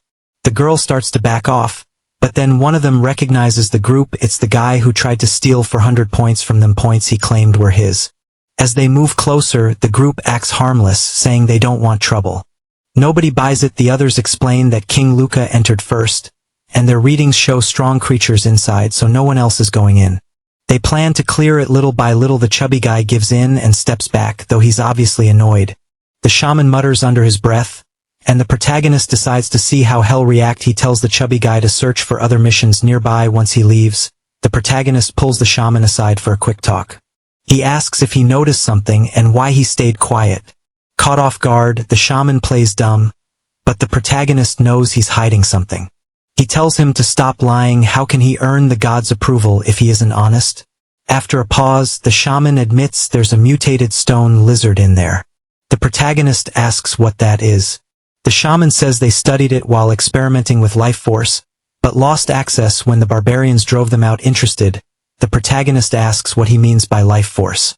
The shaman says it's hard to explain, but capturing the creature would push their life power research much further. Pretending to be impressed, the protagonist says that sounds like a perfect way to impress the gods. Too bad it's trapped in there. The shaman assures him not to worry, those idiots won't matter. He knows this place well. Once they're inside, the girl is impressed that the new guy is already useful. He brushes it off, saying he just knows the cave. The chubby guy tells him not to be modest. Luck counts as talent too. Still, the protagonist finds it odd that the chubby guy hasn't warned them about any danger. Maybe he can't sense anything here. Then the antenna on his head suddenly tilts in one direction. Following the shaman's route, they go deeper inside and find a chained monster girl. The shaman laughs, saying he knew it. The barbarians worked hard to control her and set up that magic circle. The girl feels sorry for her. She looks like a child. The system identifies her Andura, a stone lizard mother, though still young. She has incredible healing magic, and can recover from almost any wound. But after being locked in this cave, studied, and sealed for so long, she now hates everyone she sees. That gets the protagonist excited. Healing magic and she's sealed. He wants to make her his second capture. The shaman warns him that the chains are packed with magic. If they break them, the owner of this place will know right away. So they should just leave and look for something better, but the protagonist isn't letting this go. She fits exactly what he wants. And he's not leaving her behind. He quickly buys an item from the shop that lets him speak into someone's mind. Then sends the shaman a message. Blood treasure. Startled, the shaman asks what that sound was. The others look confused and say they heard nothing. The protagonist keeps talking in his mind. This is your test, he says. He was pleased to see the shaman trying to abandon his goblin nature and become one of his warriors. He's been watching him, and now comes the final trial.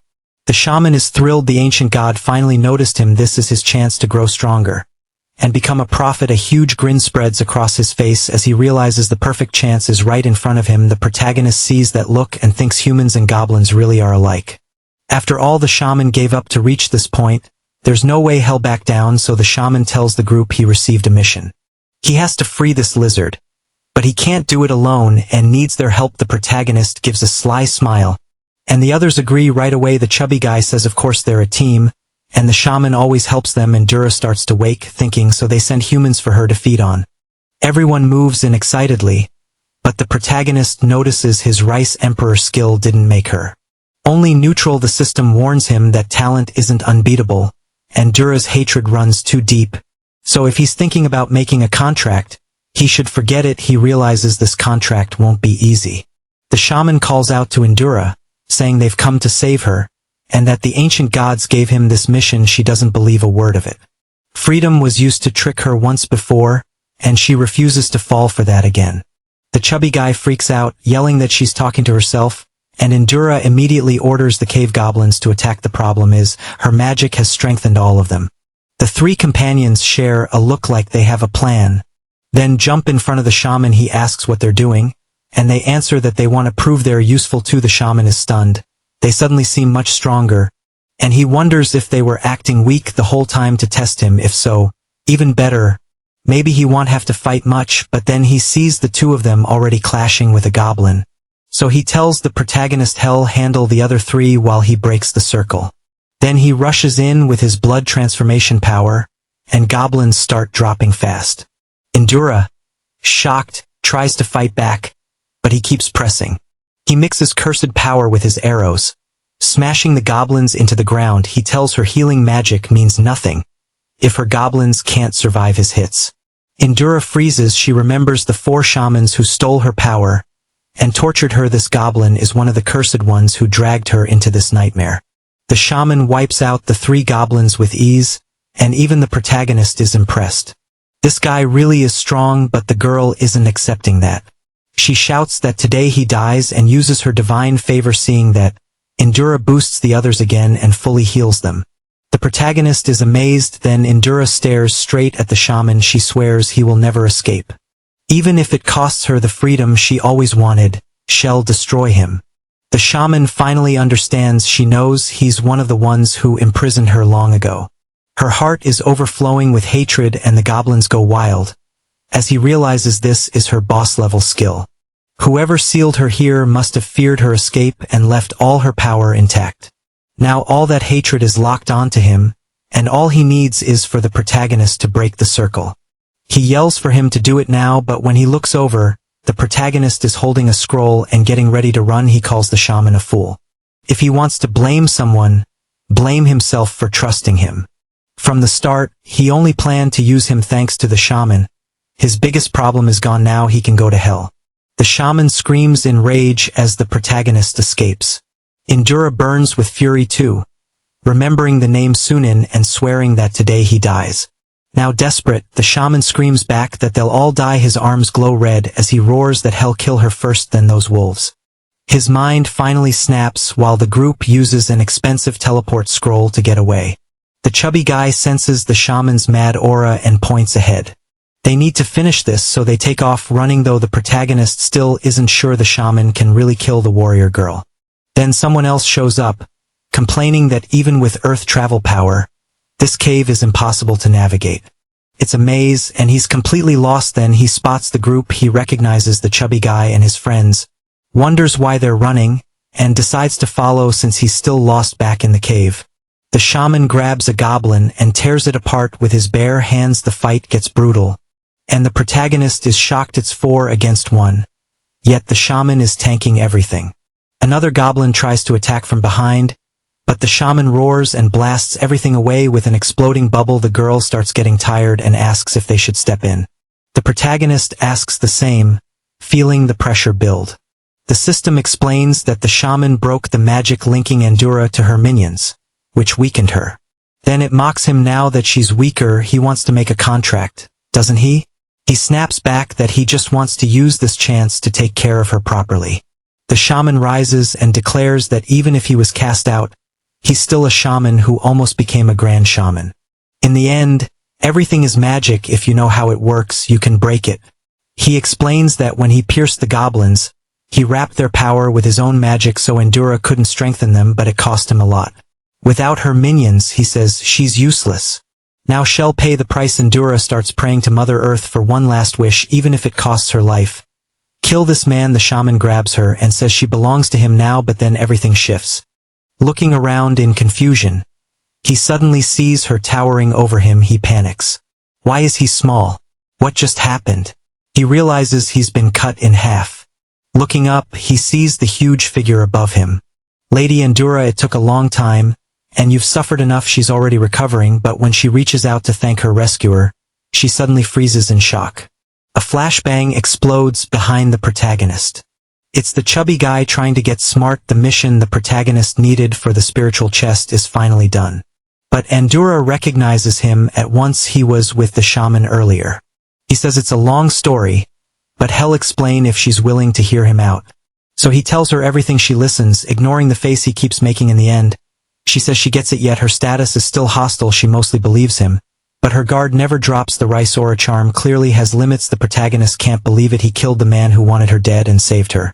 But it still wasn't enough, so he tries again, offering his hand and saying it's too dangerous here.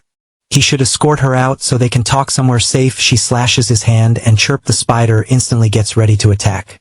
He stops her fast, telling Chirp to calm down. They're trying to make friends. It hurts like crazy since his body isn't very tough. Still, he keeps going. She's been trapped in this cave for a long time, so what she just did was probably an accident. She even looks a little sorry, but her difficulty and hostility stay the same. The system mocks him. Did he really think she healed him because she trusted him? She's just trying to play with his feelings. He admits she almost fooled him, that healing looked sincere, and now his hand is completely fine. Not even a mark left. Endera points out that Lizard Clan healing magic is amazing. Then it clicks. She acted cold, hurt him, then healed him to earn sympathy. Without the system panel, he would have fallen for it, so he praises her healing and says she must have gone through a lot all these years. She shuts him down right away, telling him not to worry about it. Inside, he admits she's tough. His companion still can't tell what he's planning, and Chirp hates how Endera treated him. Even after all this, he still has to find a way to win her over. The others tell him they've stayed too long and need to leave the cave. He agrees. This is goblin territory, and if they come back, they're in trouble. So he starts walking away, saying that if Lady Endera doesn't trust their good intentions, there's nothing else he can do, and he has to leave before his allies get dragged into danger. That finally gets a reaction. She calls out for him to wait. He thinks she's still acting, but wonders if he should play along. Turning back, he asks what she wants. She hesitates, then says, "Alright," pressed to finish. She agrees to go with them. He smirks and accepts. Then he tells her to get on Chirp. Endera is impressed by the spider, while he's amazed her difficulty still hasn't dropped at all. So he pulls out the cloud. Endera is already moving out, when the chubby guy asks if the kid is coming too. The protagonist glances at the throne and thinks it's more than decoration. Then he notices someone's inside it. The guy is in trouble because Chirp is about to strike. He warns the man to get out of there, but Chirp only slices off the top, and the throne falls apart with nothing hidden inside. The man got lucky. Sweating, he steps out and admits that was close. He still has no idea what's going on, except for one thing: the protagonist is dangerous. Now he's wondering how to use that to his advantage, maybe by being nicer to the chubby guy. But then Luke suddenly yells in his ear, "Where are you? And what are you doing?" Poor Luke still wants to steal the protagonist's credit. Maybe the others backed off because he killed a bunch of men in the cave and broke the magic circle. After hearing that, Luke says that circle must have been important, and thanks him for the hard work. The guy starts wondering if he's making another mistake. Is he just getting lucky and taking rewards he didn't earn? Then again, maybe that's a pretty good strategy outside, Andorra shields her eyes and starts crying. She can't believe she really made it out after so long. She'd almost forgotten how warm the sun feels. She breaks down, saying she suffered so much in that place and never wants to return to that darkness. The chubby guy wants to comfort her, but the protagonist warns him not to. She'll probably hit him even now. He thinks she's still acting. He can't figure it out by now. Anyone else would have dropped their guard, so what is she trying to do? If freedom is all she wants, why not just accept it? Why keep up the act? He also knows her weakened state won't last forever. Once she recovers, he still needs a contract. Back at the cave, everyone is celebrating because Luke let them go in and collect rewards. Too bad the biggest reward is already gone. Andorra asks why those other two-leggers are entering the cave, and if they're with him, he answers that they're not just two-leggers. They're warriors of the ancient gods. And no, they aren't together. His group only used the distraction to rescue her. She rubs her chin and says these so-called warriors of the ancient gods are smarter than she expected. No wonder the resurrection altar has been running non-stop. The protagonist asks what that altar is. She explains that it gathers the life force of dead goblins. When one dies, its energy goes to the altar, and the altar brings it back. The magic circle kept feeding it power, but now that their abilities are gone from that place, the altar won't keep working. Then she cheerfully says that if his friends can kill goblins now, she'll go kill everyone and let out her anger. So the whole life control setup came from her. That only makes things feel more suspicious still. Luca should be able to clear the cave now. The protagonist already got what he wanted, so he won't ask for payment. As he watches Andorra talking with Sister, he thinks that after so many years, she should know life power well, so why is she acting like this? Why does it feel like she's trying so hard to fool them? By nightfall, they still haven't reached the city. The chubby guy sees that Andorra needs to recover and offers her some food. She hesitates, then finally accepts it and says she'll try. But after one bite, she spits it right into the chubby guy's face. She says it's disgusting, and guesses it wasn't good after all. Xiaobin shrugs and says it isn't tasty, but it's still edible. Maybe her taste is just different. The protagonist guesses food from the ancient gods probably doesn't work for monster girls. That makes him think of Chirp and a special item he could use on her. Like a collar. Then he gets an idea. Jumping onto the cloud, he says he'll be back soon with something better. As he speeds off, he remembers giving Chirp a plant she liked once, only for it to crush her mental state. Maybe that could work again. It wouldn't lower her strength or speed, but it might make her easier to tame. So yes, he's basically trying to drug the monster girls. After looking around for a while, he finds the Snoop Dogg plantation. Almost right away, Chirp tries to eat it, but he stops her just in time, knowing it would leave her completely useless. He tells her to relax.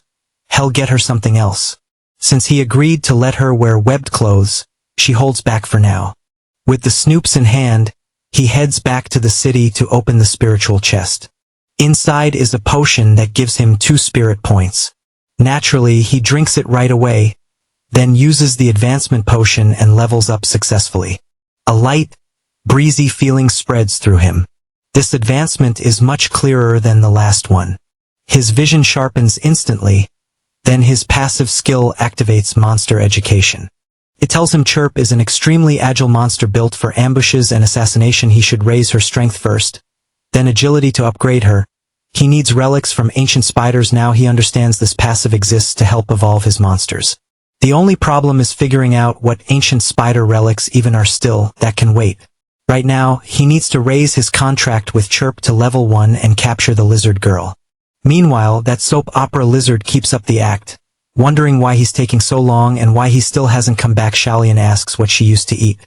She says fruit, but there isn't any on this island. While imprisoned, she was forced to eat meat. She keeps acting until the protagonist returns with the magic herb. She devours it like it's the best food ever. When the chubby guy reaches for some, she smacks him away with her tail. Even then, her status is still hostile. The system says she did like what he brought, so when she eventually enslaves him, she'll probably treat him nicely. It's like both sides are trying to capture each other, but while her spirit keeps dropping, the protagonist still isn't buying the act. Cold looks, hurting him, healing him, crying, acting weak. He sees it all as a careful plan to distract everyone. Chubby and Xiaobei and already believe her, so now he waits to see her next move. Then she suddenly acts sleepy, blaming the herb, and lies down. Xiaobian says that despite how she looks, she's basically like a human child. The protagonist tells the others to rest while he takes watch. As everyone sleeps, he wonders if it's trauma from all those years. A good person would try to heal that, but he admits he isn't one. Poor Andorra starts having nightmares. She cries out for someone to get away from her, waking everyone up. Panicking, she screams that she doesn't want to be imprisoned again and tells them not to come near her. Xiaolian thinks it's just a nightmare from her terrible memories, but the protagonist still sees acting. To him, this is what a level 2 monster does, so he puts on his own caring face and says the poor thing must be dealing with trauma. Chubby asks if there's anything they can do, or if she'll suffer like this forever. The protagonist says probably not, but he's already planning ahead. Maybe she's using her trauma to lower their guard, but if she wants them to believe it, she'll have to expose herself too, and that's when he gathers everyone and says he has a plan that might help her get past her fear, but Hell need all their support if they all play their parts. Making a contract will be much easier. They agree, and when Andorra wakes up later, she finds nobody there. She waits until dawn, and still no one comes, so they really left a girl like me alone in the forest. Not like I expected much anyway. Still, she wonders if they figured something out, but her act was perfect, so that shouldn't be possible. Then she spots the chubby guy lying in a puddle of ketchup and freaks out. What's going on? What happened? The protagonist steps out from behind a tree. Yep, that guy wasn't dead. He came back for revenge. First, he attacked me, then Pan Wei, and he took Xiaoyan. This is a complete mess. Andorra blurts out that it's impossible back in the cave. She checked again, and again he had to be dead. Still shaken, she hears a voice cut in. At last I found you, my dear Andorra. She stares at the figure. You didn't die in the cave? How is that possible? Her thoughts spiral. He should be dead. Maybe this is a trap. But he really looks like Xiaopu. Should she run or fight? The system notes that even if she's still acting a bit, deep down the shaman is what scares her most. Right now she's truly terrified. Of course it isn't really the shaman, it's Xiaoyan, after using a transformation pill. I couldn't leave you wandering alone, so I came back from hell to bring you with me. Then the protagonist jumps in. Andorra, watch out. She looks at him, wondering if he's really trying to protect her. He takes a blow to the face and keeps acting. Even if I die, I won't give up. Andorra, run. The fake shaman sneers that none of them are getting away using that chance. Andorra runs. He told me to go, so I can't stay here. Meanwhile, the other three start talking. The protagonist says, Xiaoyan, make it more believable. She almost saw through it. Xiaoyan says sorry, hidden behind a tree. Andorra thinks they're hopeless. There's no way she can stop that guy, so they can die if they want. But then the protagonist falls right in front of her. While the shaman's voice says Andorra is fast but weak right now, so she couldn't have gone far. The poor girl is almost crying. The protagonist lies there with empty eyes, clearly at the limit. Andorra, it's okay, you don't have to do anything. At last, her status changes from hostile to neutral. The system comments that watching him risk himself for her still only moved her to neutral. This girl is really hard to deal with. He weakly says he's cold and asks her to hold his hand before he dies. Andorra hesitates, then reaches out. The contract flashes and it works. He had assumed the monster needed to accept it, but as long as there's an open slot, touching hands is enough. Andorra jerks back. Wait, what did you do? What kind of magic is this? Xiao Beijing rushes over, asking what happened. The contract is already complete and the warrior girl is about to lose it. Even the protagonist is surprised. He didn't think a simple touch would be enough when he contracted Sherp. There had to be at least some agreement, but whatever, it worked. Now he just needs an excuse. Andorra explodes. One faked being dead. One pretended to be the shaman, and another lied about the contract. You're all liars. I want to be alone. I don't want to be anyone's contracted beast. She runs off, only to end up right back where she started. What just happened? The protagonist tells her the truth. Once a magic contract is made, a monster can't go too far from its contractor.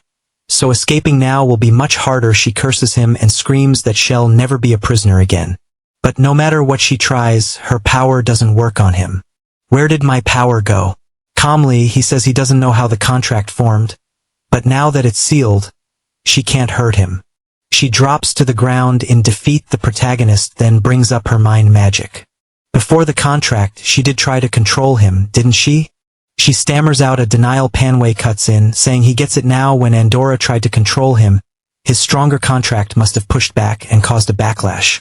That isn't what happened at all, But the protagonist goes along with it and says that sounds right. Sheobajan adds that since Andorra tried to control him first, this isn't really his fault. The poor lizard girl starts to cry. Why does she always meet such cruel people? She's just a lizard. Manhwa isn't buying it. She ran the second that guy showed up, and when she came back, she tried to seize his mind. The protagonist ends it there. Like it or not, the contract is done and she'll have to live with it. She tried to control him first, so she can't blame him. Andorra sighs. It's just a magic contract, right? There has to be some way to break it. She spends the whole day trying to undo the contract, but the ancient god's magic is unlike anything she knows. On the second day, she finally comes to him and asks to talk. Since he made a contract with her, he must want something. If she gives him what he wants, will he let her go?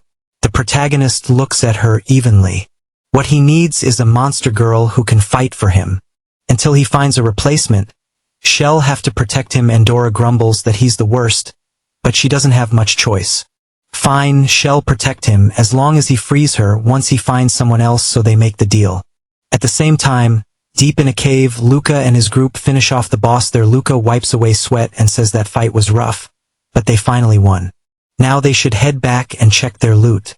Then a message window appears. Kingdom of the Goblins, it says the ancient warriors have done well. The smoke over the world will clear, and after all these trials, they must now help bring the goblin world to an end. Luca is shocked, so everything so far was only a small fight. A main quest appears. Enter the Goblin Empire. Far in the northern mountains lies a huge goblin empire, with ranks, dynasties, and a full civilization. The objective is to reach it and learn about it. Everyone is confused. Goblin Kingdom? What is that? Luca figures everyone in the raid got the same mission. Maybe this is their reward. Then the system starts handing out prizes, and of course, Luca's team takes first place. He gives an excited speech, saying it's time to hunt down the Goblin Empire. They split their forces before, but now all the captains need to unite for this new front. Meanwhile, the protagonist's group also gets rewards for helping defeat the boss. They receive 1,500 points and a golden chest. They open it right away, staring as it shines. Inside is ecstasy, an epic great item. It's a hypnosis tool that plants a mental suggestion in the target. Whether it works depends on the gap between the user's mind power and the target's. If it succeeds, the target can be controlled for 1 minute, and it can be used 10 times.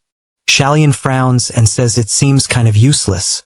If the target gets hit, the hypnosis breaks, so it doesn't sound very practical. Manhwa agrees, but the protagonist thinks otherwise. The ancient gods don't give useless rewards. They just haven't figured out how to use it yet. So for now, they'll keep it. There's no direct reward tied to the Goblin Kingdom quest. So he thinks this is only the starting mission. Shalian points out that Luke's group is much bigger, so they'll explore faster. Manhwa turns to Andorra. Since she's lived here so long, she should know where the Goblin Kingdom is. The protagonist reminds her that she can't lie to her contractor. Following Andorra's directions and riding the cloud, they quickly reach the Goblin Kingdom. The place is far bigger than any city they've seen. Just seeing it triggers the mission. The first person to enter the Goblin Kingdom will get 100 points, but since it's already late, the group decides to camp on the mountain until morning. He summons Chirp from the shadows to watch over Manhwa and Shalian. While he goes to talk with Andorra, she's annoyed at first, but softens when he tells her to relax and says he likes her more now. That makes her blush a little. Andorra asks what he wants. He asks right back what she's hiding, and she eyes him with suspicion. As he presses closer, he traps her, and says she's still hiding her real power. She pauses, then asks how he knows. He says it's obvious she's still trying to enslave them. If she's this confident, she must have another trick. He tells her it'd be easier if she were honest. With a sigh, she reveals a small spell in her hand and admits he'd have figured it out anyway. Her plan was to plant seeds of life. The protagonist asks what that means. She says it's a spell she created after a lot of research, but it only works on someone who fully trusts her. Once it takes hold, they become her puppet. The spell's conditions are very hard to set up, so she acted pitiful to earn their trust. She never thought it would end like this. The protagonist thinks it over. The conditions for her magic really are strict. But with the hypnosis item, they could control almost anyone. The system notes that because he's guessed her plan so many times, She's starting to fear him. A friendly partnership would have been better. But fear can also help him use her power. Well done, boy. The protagonist gives a crooked smile. He wanted to handle everything the easy way. But things turned out this way, so only the outcome matters now. The next morning, they watched the goblins working inside the empire. Its defenses were tight. Ballistas, spearmen, and a fortified base. Getting in wouldn't be easy. Lin Hao admitted there was no way in from above, and charging the front was hopeless. This place was basically sealed shut. The system added that even the patrols were strong. Around level 6, those patrol goblins were also completely loyal, so mind games wouldn't work on them. The three were worn out. No one had found a way in. Sayan Qing said she had checked both east and west and found nothing. The guards stayed alert, and only goblins were allowed inside. Wei had searched the whole wall and came back with the same answer. Lin Hao then took out a disguise pill, but there was only one that meant just one person could enter, so they agreed Lin should go. Suing trusted him, and Wei had no desire to rush into danger disguised. Lin Hao got in line to enter. He noticed everyone else was carrying something while his hands were empty. For a second he wondered if he'd messed up. Still, he got through with no trouble. The mission to enter the Goblin Empire was complete, and because he did it alone he got 50 extra points. While checking the mission screen, a few noisy goblins slammed into him and rushed off shouting for everyone to run. The Grand Prince was about to appear to them. Seeing him was the highest honor a commoner could get. Then they ran into a guard who stopped the crowd. The system identified him as a temple guard, whose church brainwashing had turned his faith absolute. A priest had blessed him, so his physical strength was low, but he used support magic. The system warned Lin Hao to be careful. There were also the prince's guards, even stronger and able to cast magic too. Two of them sounded trumpets, and 2 carriages rolled in, pulled by huge beasts. Because of the drawn curtains, Lin Hao couldn't see who was inside, so no new panel popped up, but the system gave him a mission anyway. It told him to become the blade that destroys the Goblin Kingdom. These creatures didn't deserve civilization. He had to hide inside, gather information, and bring the kingdom down. The longer he stayed, the more unrest he could create. For bonus rewards, current unrest 0. Lin, the protagonist, guessed everyone got this mission after entering, but then he felt eyes on him and started to panic. Had someone seen through his disguise? He decided to leave before he got exposed, but as he turned away, he ran into another goblin who knocked him flat. The goblin sneered at him for being a cave goblin and said trash like him had no right to come see his highness. They belonged in caves forever. Chirp wanted to jump out and cut them apart, but Undura stopped her outside the kingdom. The 2 monster girls were already arguing. Chirp was mad because Undura kept acting like she wanted Lin Hao's favor, while Undura snapped back that she didn't care about pleasing him. She just wanted out of the contract. Then they saw Lin Hao. 1100th coming back. He stared at them, confused about what was going on. Chirp immediately lunged at Undura, and Undura calmly used her boss skill. Chirp landed a hit, but Undura healed almost right away. Undura mocked her, saying she was pretty average. Without her leader skill, she couldn't even outdamage Undura's healing. Chirp was just about to activate that leader power when Hao stepped in. He stopped her, saying she couldn't use boss skills on an ally. Then he added that Undura was petty and awful, sure, but Chirp was still his favorite, so she should try to be more patient with her. Undura silently fumed, thinking she could hear every word, but after watching them fight, Hao realized how much weaker Chimp had become. She was only level 1 now, while the goblins inside were already level 3. Even being a boss wasn't enough anymore. He decided it was time to check her talent tree and follow it. His passive pointed him toward collecting sacred spider relics. The only route that matched was Power of Faith, a special evolution line. That path required recovering different spider relics. As Chirp restored her bloodline, she'd become more and more saint-like, and the powers she'd gain would depend on the relics, but it was an extremely hard route, so he had to choose carefully. Hao knew this was the toughest option, but he was already learning that the ancient gods rewarded risk with the best prizes, so he opened the for restoring Power of Faith, just to see how it worked. It said the power had to pass through a special magic circle and couldn't be transferred directly. First it had to be stored in an object, then given to the spider monster who could turn that faith power into extra strength. Hao focused on the words magic circle and looked at Andorra. She was the only one here who might know that stuff. He let out a breath. He needed to stay in the Goblin City for the mission. But to evolve Chirp, he also needed power of faith. Then an idea hit him in the future. Wei and Suing could enter the kingdom too and help. He started talking it over with them. They both blinked in confusion. Enter too? What was he planning? How explained that inside the city, the rulers and the church were already fighting over faith? So what would happen if a third force appeared? The two looked puzzled. Did he want them to start preaching to goblins? He said it would be hard if the factions were united, but they weren't. The place was full of power struggles. If they introduced a third religion, it might actually work, especially since they could perform miracles. Chirp would become the face of their cult, and Doria would handle the miracles. He decided to call it the Cult of the Sacred Spider. And Doria hated the name and said they couldn't use the lizard like that, but How knew how to talk. Taking her hand, he told her not to get upset.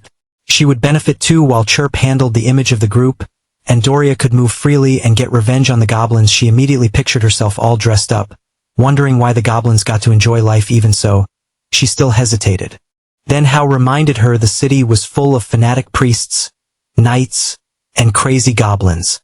She could get captured again. That finally made her agree, though she clearly had her own plans. In her head, she figured he wanted to build this religion with her healing magic, and maybe she'd find a way to break the contract later. But when she looked at her own hands, she remembered the truth.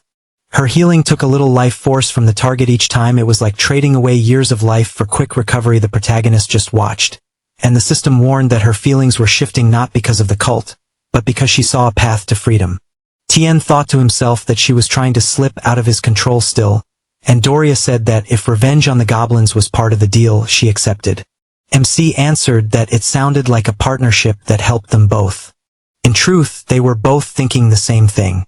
Soon, this contract would be broken. He couldn't help thinking that compared to his spider girl, this lizard was way more sly. Just then, their strong companion walked over and said they had a problem.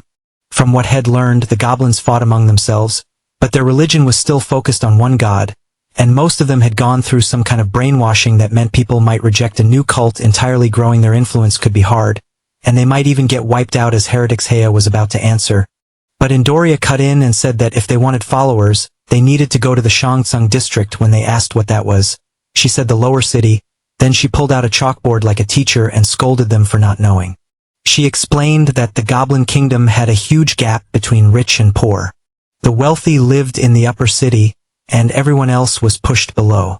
Life there was brutal. People worked just to eat while the temple and royal family squeezed them dry. In a place filled with that much suffering, miracles would draw people in fast. Everyone clapped and praised her, and Indora smugly said of course she was impressive, but How wanted to know how she knew so much. After hesitating, she claimed she'd been trapped there for a long time and didn't want to talk about it. The protagonist only had 11 hours left on his disguise pill, so they settled on the poor district of Shaxing as the first place to spread their religion, while MC kept infiltrating the city. From outside, Su Ying and Wei would try to support them however they could. With the plan set, they moved through the Goblin City. Unfortunately, Indora didn't actually know the way to the lower city. Then Chirp said she could smell something strange, a heavy corruption. Following that scent, they found what seemed to be the entrance to the lower city. Reaching it was rough, a long staircase that took about an hour to descend. At the bottom, they found crushing poverty and ruined goblins, but they also noticed a crowd gathered nearby. It was some kind of assembly, and one poor goblin was being whipped. Church officials were beating the goblins for being lazy and not working hard enough. One goblin on the ground, holding his daughter, begged a shaman. He said Head bought all the indulgence coupons, but his daughter still hadn't gotten better. The shaman coldly replied that he hadn't bought enough to cover her sins. The mother burst into tears, and the shaman spread his arms, saying this was what happened when the gods rejected someone if they wanted mercy. They had to keep worshipping and begging for blessings. Then he made the kind of offer those creeps always make to women. He lifted her chin, making his meaning clear. She refused, so he backed off. No one there was living well. An old woman stepped in to comfort them, but then someone stopped right in front of her, and there stood the boy. The hooded boy raised his hands. By the sacred power of the spider, I bring blessings. The woman's wounds started closing right away. The crowd froze in confusion. She was glowing. An old woman gasped. Wait, Eve seen this before. Even the shaman could only stare as the injuries disappeared. Then Lee Haka to new mission. He had to break the temple's hold on the lower city. If 100 goblins lost faith in it, he'd earn 100 points and 100 agitation points. The healing was really Endura working through the shadows. He told her to make it flashy, but to remember they were preaching the sacred spider, so she sent out a huge spider-shaped healing aura. It looked holy, but creepy too, and the goblins were stunned. Still, for the mother whose daughter had just been saved, it was a real miracle. An old goblin woman stepped forward and asked, "Messenger, who are you?" Li Hyunxing noticed his pill was wearing off, but figured this was the best moment to lock in their faith. A second later, his true form was exposed. The goblins flinched, but the mother calmed them down. She recognized him as one of the two-legged beasts. Yet since he saved her daughter, she wasn't scared still. If he failed to pass himself off as a divine messenger, he was in trouble. So he went with one of his favorite moves. Alright everyone, don't panic. This form is the price of being God's messenger. I was chosen to carry everyone's pain, no matter how heavy it is. He added that the sacred spider wanted him to know even human suffering, because this faith loved all living beings equally. For goblins abandoned in the lower city, hearing about a religion that treated everyone the same hit hard. One by one they dropped to their knees and pledged themselves to the sacred spider. Li Hao could only think how easy this was. They even made a hand sign for the sacred spider. Later, Li Hao protagonist was invited into a goblin home, where a young girl awkwardly apologized for how poor they were. He didn't care at all. Then a blonde goblin girl passed by and dropped a stone from her basket. Li Hao picked it up and asked about it. She said it was just something she mined and didn't know much about. Since the temple wouldn't take it as a tithe, she kept it as decoration. From the shadows, Endura's tail brushed his foot, making it clear she wanted him to keep it. The blonde girl headed off to make dinner. Once she was gone, Endura slipped out of the shadows. She reminded him Shed already helped plenty and wanted that stone as payment. Li Hao, in his usual way, immediately guessed the stone mattered. Endura snapped at him to hand it over, calling it useless to a human. Then the system cut in, reminding him her real goal was still breaking their contract since rare magic crystals mattered to her. Shed behaved for now, but the system clearly doubted he'd give it up.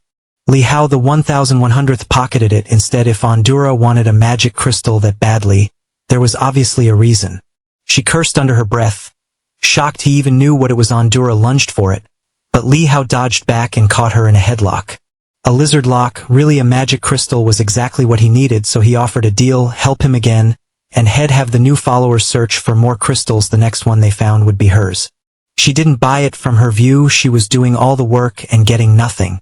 Li Hao realized he'd need a different approach. Endura narrowed her eyes at him. He switched to sweet talk, acting weak, lonely, and helpless, begging her to make things easier, but that soft approach didn't impress her at all. Even so, Endura knew he was messing with her, and the system was helping.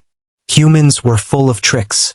At last, tired of the back and forth, she told him to just say what he wanted. Li Hao explained that he wanted to carve a magic circle into the crystal. It looked like this. He drew the pattern and asked if she recognized it. Endura said it resembled the circle used to trap her, one that absorbed energy, but she didn't know how to recreate it exactly. That was enough for Li Hao. Now he knew he needed an energy extraction circle, but Endura warned him not to try using that circle on this crystal. She'd been the core of the magic that imprisoned her, and only survived because her vitality was almost endless. A magic crystal, though, wouldn't last long at all. At best, it would be drained and destroyed in 15 minutes. Li Hao stared at the problem and blurted out, "So this is the wall of magic? Man, this is complicated." If that was true, then they needed a much bigger crystal to store enough energy. His whole plan was to gather power from faith and use it to help Little Chirp evolve. A little later, the blonde goblin girl returned with food that looked awful, but proudly called it delicious. Li Hao forced a smile and acted grateful. Just as he was about to eat, an explosion shook the area, and they rushed outside. What caused that blast? Li Hao looked toward the noise and asked what was over there. The girl said it was the mining area, and at this time there should still be plenty of goblins working inside. She wanted to run over and check. Li Hao stopped her, telling her to stay calm. If anyone was hurt, he'd bring the sacred spider's blessing. That alone deeply moved her. On the way, Lin the protagonist grabbed a cloth, thinking he should change his look a little. This was the perfect chance. Besides growing the cult, he could search for magic crystals too. At the collapsed mine, injured goblins were pouring out in panic inside a hut. Healing was already underway, and some goblins were starting to worship the one saving them. One goblin knelt beside his fallen brother and begged the great sacred spider to save him, promising faithful devotion in return. As warm energy flowed into him, he realized it had to be the spider's blessing, but he still begged for his brother to be saved first. Watching from inside Lin, he realized this method was way more efficient. With Endura healing from a distance, they'd already gained 39 followers. Of course, Endura wasn't doing it out of kindness. Each time she healed someone, she used their life force and secretly kept a little for herself.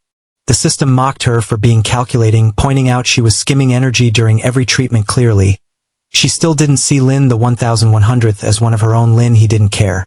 No matter how much energy she stole, ancient god magic worked differently from hers. The real problem was the mine entrance had collapsed, so he couldn't inspect it. Once the injured were treated, Lin, he declared the healing complete. Endura slipped back into the shadows, worn out. Then he checked the ranking and saw all this chaos had raised the city's agitation by only 001, so if he wanted to finish this mission, he'd need to cause a lot more trouble. Soon after, the blonde goblin girl came running over with a warning. The Bone Gang was coming. If they heard about a new god here, they wouldn't take it well. She explained that the lower city was controlled by three powers: the Bone Gang, the Heroine Association, and the Temple. Then they looked over and spotted the Bone Gang leader, Andres. Lin, he immediately pegged him as the boss. What really caught his eye, though, was the crystal-covered shoulder pad. Beautiful and definitely worth taking. Nearby, a terrified goblin shook as he begged forgiveness and promised to clean up the mine. Andres just glared, demanding to know how they planned to pay tribute. Now that the mine had collapsed without payment, there'd be no protection. He asked how much the loss would cost, and one goblin answered that it was around 100 mining carts worth. Andres exploded in rage. 100 carts? Then he crushed the goblin's head without a second thought. He ranted that they'd cost him too much and were now just lying around uselessly. Even Lin, he was stunned by how brutal he was. A system message popped up. Royal Goblin of the City, Hostility 30, Strength 14, Agility. The system explained that anything threatening his money made him snap. Head wiped out the whole mine over it. If the protagonist wanted the route to more magic crystals, he should make this guy happy. Lin the 1100th could tell one thing right away. Andres was obsessed with money. The system added that he probably knew where the crystals came from, so following him quietly could pay off. Andres then turned to the workers and barked that this delay was their fault. Everyone would now bring 100 extra carts of minerals or suffer the consequences. The goblins shook in fear. Then Andres shouted for his men to move out. They had more mines to inspect. Lin, he told the goblin girl to stay behind. He had something else to handle. After tailing Andres for a while, he figured out the pattern. Problem or not, the gang boss kept showing up to bully everyone just to remind them who was in charge. Eventually, Andres entered a mine with no goblin guards outside, which struck Lin. He is odd. Could this be the magic crystal mine? The blonde girl had said the temple wouldn't accept magic crystals for miracles, so this had to be important. Sadly, to go further, he'd need to wake Endora. Little chirp reluctantly drags her out of hiding. Endora looks mad. You better have a good reason for waking me up. Lin, he tells her to relax. There's a magic crystal mine here. Endora checks it out. She puts a hand on the ground, uses her magic, and finds a huge crystal deposit right away.